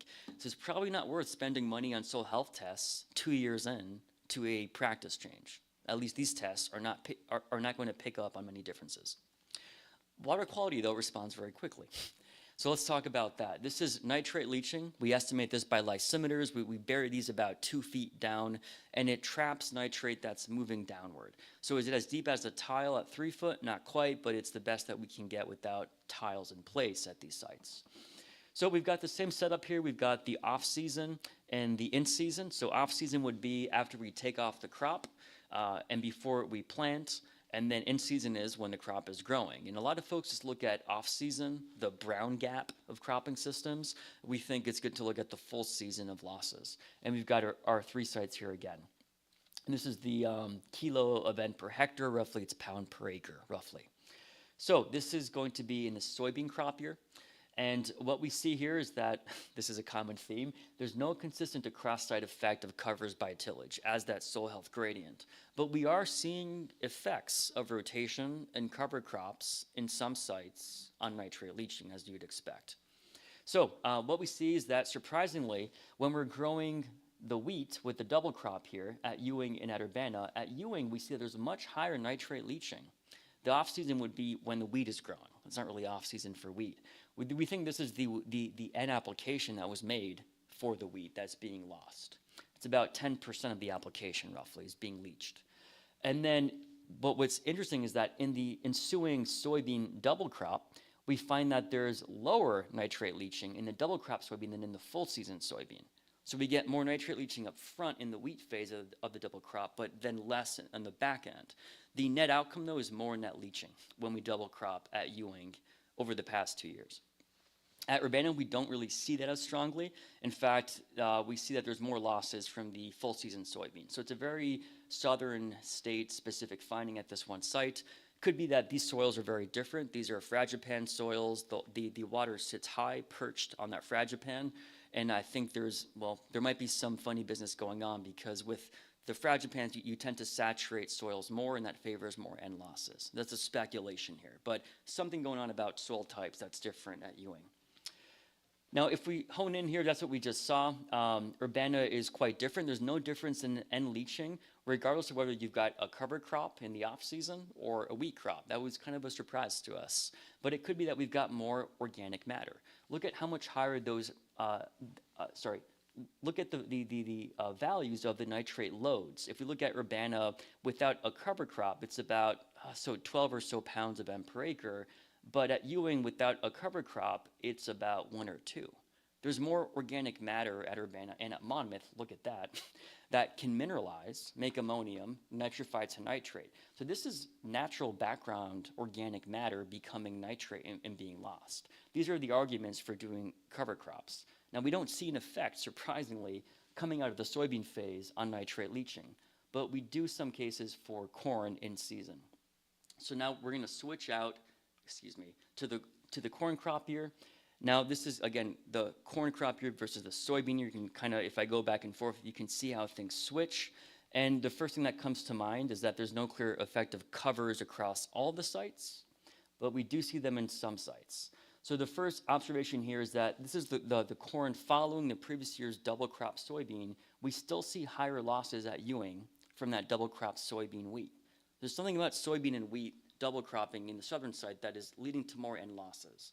I don't think it's just the extra N that was put onto the wheat based on the magnitudes and the difference in time, but there's something there. And we also see again that there's higher losses if you have higher organic matter content. This is clear by Monmouth, right? We just see higher bars in general. So it's not that we're losing fertilizer N as the only source of nitrate leached. And the final point to make here is that the effects of these cover crops, which matter for the off-season, so if we compare the cover versus the no covers, not a strong difference here. We do see a little bit down at Ewing in some cases, but it's not very strong. So inconsistent results on this estimate of nitrate leaching. And that point's important as a caveat. These are estimates of leaching, not actual out-of-tiles leaching. All right, so now the final component of the project that we'll give you an update on is carbon credits. So there's two components to carbon credits. There's always the carbon in the soil and the carbon that leaves the soil. The carbon in the soil is the carbon stock. Carbon sequestration would be quantified as the change in the amount of carbon in your soil. Most assessments go maybe the top half meter, so 1.5 feet. We go down to 1.5 or so, 4 to 5 foot. And we look at the carbon over a period of 3 to 4 years after a practice change. You will not detect a carbon stock change within a couple years. It takes time. Greenhouse gases, though, they're always being belched out every single minute. On a warm day like today where it cracks above 0 Celsius, 32 Fahrenheit, you will see more greenhouse gases coming out compared to yesterday. And for greenhouse gases, we care about 3 major gases. There's carbon dioxide, CO2. There's methane, which we often think about rice paddies or cows being flatulent. And that's worth 84 times as much as CO2. This is how the climate responds to methane emissions. And so when we are weighing this in carbon credit programs, the carbon marketplace will count methane as 84 units of CO2. And the big one is N2O. So this is an N gas, nitrogen, from fertilizer or from organic matter. And that's almost 300 times the value of 1 CO2 unit. So a huge difference in this. And you want to quantify all 3 of these because a little bit of N2O goes a long way because it's worth so many CO2s. How do we quantify these? Well, the stocks, we look at deep soil stocks over the course of years. And for greenhouse gases, once to twice a week. If it rains, you have to go measure it because soils, if they get wet, then they belch. If they got tillage, they belch a lot more still. So it's pretty intensive. Most carbon marketplaces do not offer the greenhouse gas component because it's not cost effective. You can't have a guy out there taking greenhouse gases on your field every week for 3 years to monitor the credit. So people model, they estimate these. We want to actually measure what it would look like at close temporal resolution. All right, so a bit more about this. These are the units that we use. They're about 65K a pop. We have a small fleet of these that we deploy across the state because, again, every week, 200 plots across Illinois, we have to measure greenhouse gases. And being portable, they afford us a lot of flexibility. What we're doing is that we cap this piece of PVC and the gases build up. If you breathe into a bag, you can't breathe for too long, right? The O2 runs out. Same thing, we measure the change in the concentration once we cap that PVC collar with this headspace cap, and we can quantify these very trace amounts. We're talking part per billion for N2O and part per million for CO2. This is why it's really hard to measure. Now, greenhouse gases are the least measured portion of the carbon credit, as I mentioned, but they're also the most sensitive. So that's sort of the double-edged sword, that they vary a lot, but they also might give us a response within 2 years in a way that carbon stocks may not. That's why I'm focusing on this today. So here's what we have. Similar setup. This is last year's. I'm going to show you last year, so the year 1, and then this past year, 2024. This was a pretty dry year, right? It was the 3rd dry summer through July, I think, in recorded history of Illinois of 137 years. And to break this down, we've got the 3 different crop rotations, if applicable, not for Monmouth, for the double crop. We've got the corn phase, the soybean phase of the corn soybean, and then the double crop one. And then you've got the 3 different gases. We care about CO2, about the N2O, and about the methane. And this is the CO2 equivalency. So we are accounting for the fact that the CH4, the methane, is worth 84 units of CO2, et cetera. So the total bar height is the total carbon credit, kind of, because it's the difference among the practices that's the credit. Meaning, if you're doing chisel till and no cover on the right, versus if you were to adopt this one here, so the no cover, excuse me, I messed that up, folks. If you're doing chisel tillage and no cover right here, and you go to the no-till here, that would be the difference. That's actually a negative carbon credit, right? You get more CO2 emissions going from this one to that one. That happens sometimes. Sometimes we see gases increase with no-till, increase with the cover crops. So it's a difference among these bars that you want to think of as the potential credit that a marketplace or a carbon program would be paying you for. It's the avoided emissions. So a lot of data here, but to walk you through, we're looking at these as equivalency, and they're driven by CO2. The blue bar is the biggest bar. So most of our equivalency of the carbon credit then is going to be CO2 based, followed by N2O. Methane is very trace. We do see these in these prairie potholes that are very wet. Those wet spots are just belching up methane. That's why rice paddies do the same. It's submerged soil. But by and large, it's CO2, it's N2O in this part of the world. First thing to note is that we see, excuse me, we see a difference by sites. They tend to be a little bit lower at Monmouth proportionally in terms of the source. And this might again point to the effects of the differences in soil types and the hydrology. But by and large, if we look again for those letters, we don't really see a whole lot going on. We just see at Ewing and at Urbana different letters, meaning that there's a difference depending on the phase, the rotation, and then these different treatments.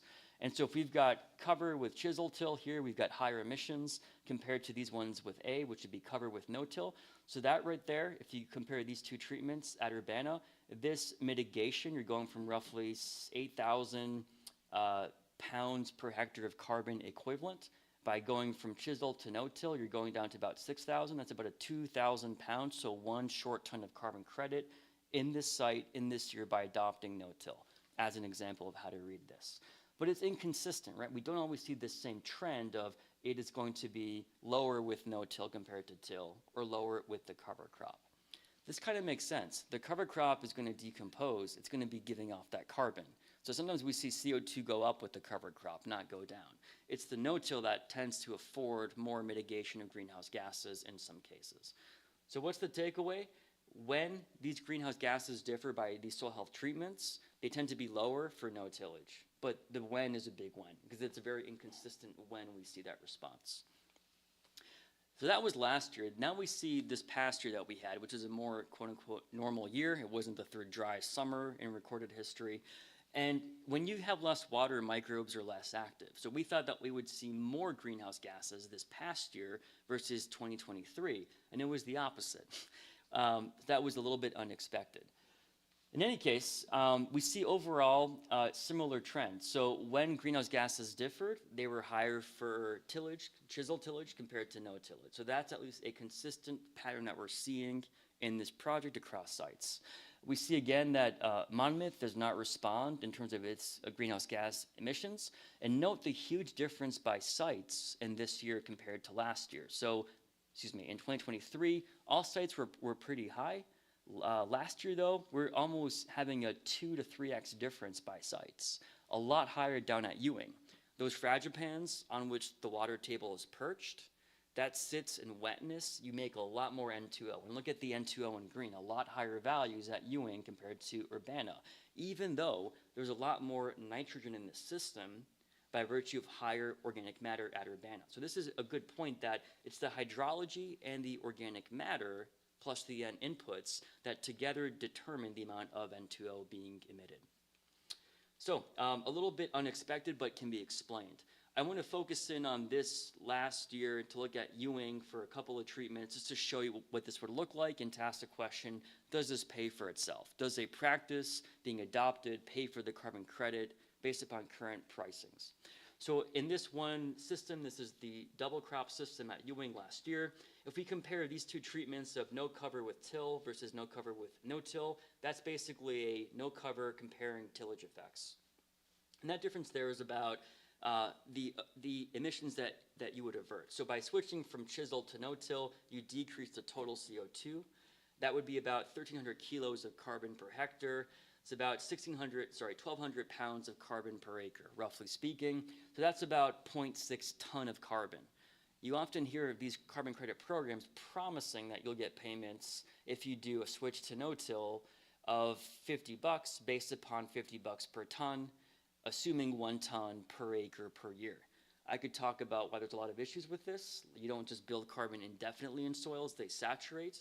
If you begin with more carbon or you've been doing no-till already, there's this effect of the past practice. But the point is that would be, if you're assuming $50 per ton, 0.6 times 50 is what, $30? It's about a $30 per acre credit, assuming $50 per ton of carbon. And that would be in this 1 year that we saw at this one site. So it's hard to predict, and if you get audited as part of a carbon credit program, this may not hold up in all years.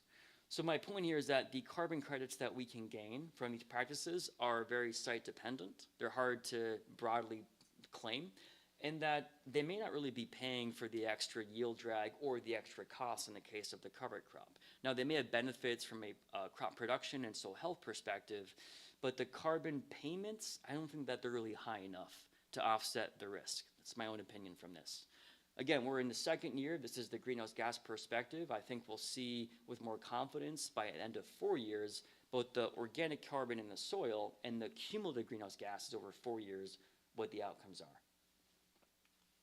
All right, so I think we're getting close to time. I'll skip through the N2O slides. My main point to make was this first bullet point, is that N2O, agronomically, I could care less about N2O, but I care about it insofar as carbon credit programs care about it and are making payments specifically on N2O. You are going to hear more about N2O. It is in the crosshairs of the USDA as the greenhouse gas. Remember, it's 300 units worth of CO2, and the thinking goes that because some of this N2O comes from fertilizer N, we can manage this more than the CO2 component of the total greenhouse gas pie. I'm not sure that I agree with that logic. That's what the USDA is claiming. And the point is that a very small amount of N, 2 to 8 pounds, is what we see across these last 2 years, all these plots. That ends up being quite a bit of carbon equivalency. So stay tuned on this, but the slides were just pointing out that the N2O is not all just from the fertilizer, because unfertilized soybean emits as much as fertilized corn in some years. So the N2O is not from the fertilizer, it's coming from organic matter, just like we see for the nitrate leaching. That was the takeaway of these slides. So in the interest of time, I'm going to end on this slide before I summarize this. So I want to point out that ISA made a big investment for which we're quite ingratiated, and we've tried to leverage that investment. So it's good to bring in outside dollars from the feds or from outside groups for every dollar invested by ISA, which is coming from producers. And so to give you a flavor of this, we've been able to use these sites that we've established with ISA funds to bring in one project from US Soybean Board for $360K. We were able to bring in one from the Salk Institute. This is out of California. They're breeding high-yielding soybeans with roots that decompose more slowly. And the thinking is that that might be a way to sequester more carbon in the soybean phase. If the roots are modified to not decompose as quickly, then the carbon will stick around for longer. So that one is 1.2. We used the same exact sites we think we have this locked in, a larger project of 6.2 from the company that makes Ozempic. I'm sure you've heard about Ozempic. They are flush with cash, and being Danish, the Danish passed the first carbon tax in the world, in effect in January. They tax you on every single thing, from food to gasoline, for the carbon emissions. And being Danish, and this is a company from that country, they want to invest their profits from Ozempic into climate smart agriculture. And so they've approached us, and we're working on locking this down. And the ISA investment that we could point to as data on N2O is what got them on, because they care only about N2O. What I was saying before, this is the new greenhouse gas in the crosshairs. And finally, we have a side product that's going to begin at the alma mater plots. This is the Mara plots 2.0. This is a 70-acre tile drain study on the South Farms. And this is about 500K that we brought in to look at N2O emissions from the soybean phase specifically. And what we think is that the EPA is overestimating how much N2O comes from fertilizer because they think that it's all from fertilizer. That's an assumption that has to be tested. And we know that soybeans are responsible for part of the N2O emission across the 2-year corn-soybean crop rotation. But unlike the corn, the soybean gives you a chance to try to manage that N2O. So soybeans have a step up, I think, over corn phase when it comes to tamping down on the N2O emissions through things like cover cropping. So I point this out because we've 10x the investment by ISA, and we will try to keep on doing this. It helps us bring in dollars that are not being paid by the farmers of Illinois. These are paid by Ozempic users, by Californians, thank you very much, and by U.S. Soybean Board, so still some farmer input. All right, to summarize all this, we're halfway through this 3-site, 200 plots measured every week for greenhouse gases project, looking at soil health, carbon credits, and water quality outcomes. And I've shown you just a snippet of this is maybe 1/5 of what Haiti is working on, but these are what we think are the best takeaways to date. The overall summarization here is that no soil health tests out there that's biologically based is responding consistently after 2 years. Is it worth the $35 to $40? Probably not. In 4 years, maybe it will be. We're not sure yet. Second is that respiration was the least responsive. Perhaps the most popular one out there on the market, it was not responding at all. I think enzymes are a better bet than respiration. And POC kind of responds to to rotation at urbana only, but it's not active carbon. So we were trying to figure out what this thing is. Third, nitrate leaching is responding. It responds to the SOM content of the site. Higher SOM will lead to more leaching, which points again to the need for things like cover crops to decrease that. But we did not see a strong effect of double crops. And we saw this unfortunate increase in leaching with double crops, wheat and soybeans, which we think again is from the N being put on the wheat. And finally, we saw that at most we get 3/4 of 1 ton of carbon per acre by mitigating the greenhouse gas emissions, largely by going from chisel to no-till, but that depended on the site and on the year, and it was really inconsistent. So overall, after 1 crop rotation, 2 years, there's not a whole lot responding right away. So a really high-level takeaway is patience.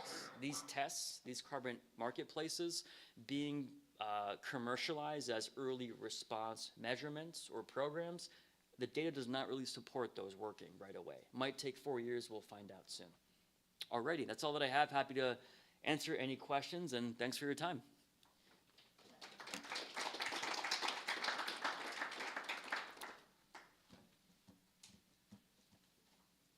Yes, sir. Does industry care about your findings? I mean, because I imagine all these programs are going into the system based on modeling. They are. Is that right? There's largely select soil sampling. They'll pull maybe a 12-inch soil core, and there's a lot of modeling going on. But the greenhouse gases, they'll, I think, use a few trials, and then they'll extrapolate across the entire corn belt or the entire state. So it's conceivable that the models will give more credit than what actually happens based on your research? By credit, you mean there's more weight placed on them, or? I mean, more than like 0.75 tons per acre, I don't think pays any bills, is what I'm getting. Sure. From the numbers that I've seen, I think that there's a lot of overpromising going on. That's kind of what I'm trying to. Yeah, Is private industry paying attention? I mean, is there a lot of this experimentation going on in the agricultural world? I mean, is private industry, is this gonna like shrink the whole carbon market thing to the farmer? from this study alone that ISA funded? I don't think so. Here's how I see it. We've known that a lot of these practices cannot give you carbon credits as more carbon sequestered or less gases emitted. This has been known since before I was born. This is a 1970s, 1980s finding. The companies kind of sidestepped that. And a lot of the scientific community, at least the folks that I work with, this is kind of a known fact that you cannot realize 1 to 2 tons of carbon per acre per year by adopting to no-till. I think if you've got extreme degradation of soils, if you've been hammering moldboard on a hilly part of the south of the state and you go to cover crops and no-till, then probably you get massive gains. But in terms of the status quo, if it's corn, soybean, it's being well managed like most farms are across the state, you're not going to see 1 ton per acre per year every year. And that's not our data. That's, I think, the literature for the last 30, 40 years. So why are the companies doing what they're doing?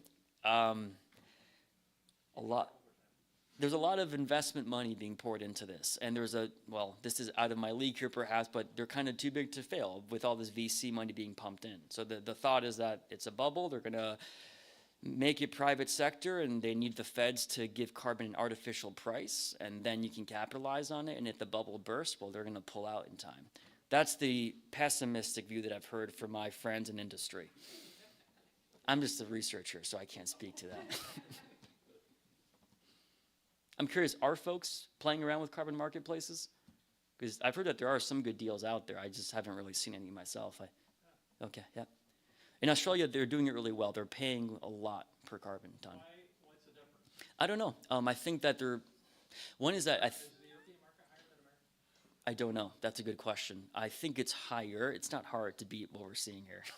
We got really low prices compared to the rest of the world, but I think Australia, they've got a group called Cicero. It's the USDA version of Australia, but it does all ag and livestock research. They've been working on this since the 80s, and they've found that what it would actually cost to build that carbon is going to be upwards of $150, $250 per ton. So I think they're listening, their companies, to their scientists. But I'm speculating. So you're saying with the 150 to 250 per ton, it's going to take more to raise that, so that all those additional dollars are going to get eaten up with all the additional practice changes. Am I hearing that right? You mind repeating the question, please? Oh, sure. So they're paying $150 per ton, but it sounds like, and like I said, maybe I misunderstood you, but it's taking more for them. They feel like there's a lot more involved to hit the carbon levels that's higher than what we're achieving here. Great question. Yeah, there's two things here. One is how much carbon can you build? The other is how much do we pay for that carbon, right? So per ton basis, just how much is it worth? The Australians think that to build any amount, it's just going to cost more than what the U.S. private marketplace, investor base, thinks it takes. So VCs here are saying, 30 to 50, maybe $80 a ton. Australia's saying, no, it costs like 100 plus, maybe more like 150 per ton. Separate from that is how quickly and how much can you build the carbon. And that's agnostic to the country. That's just how soils operate. I think that we're way overestimating.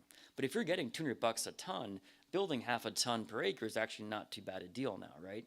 And so that's where the pricing goes hand in hand with the, I think, realistically more sober, lower amount that can be built up. Does that get at your question? Yeah. Cool. Yeah. All right. Well, thanks very much.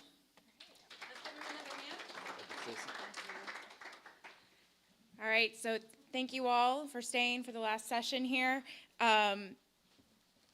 Just as a reminder, once again, if you need CEU credits for CCAs, the sign up is up here. If you want to sign up for the On-Farm Trial Network, I'm going to plug that one more time. That is up here as well. But this is the final session, so thank you all for joining us at the Field Advisor Forum. We hope you gained actionable information, connected with fellow attendees, and found the experience worthwhile. Thank you so much.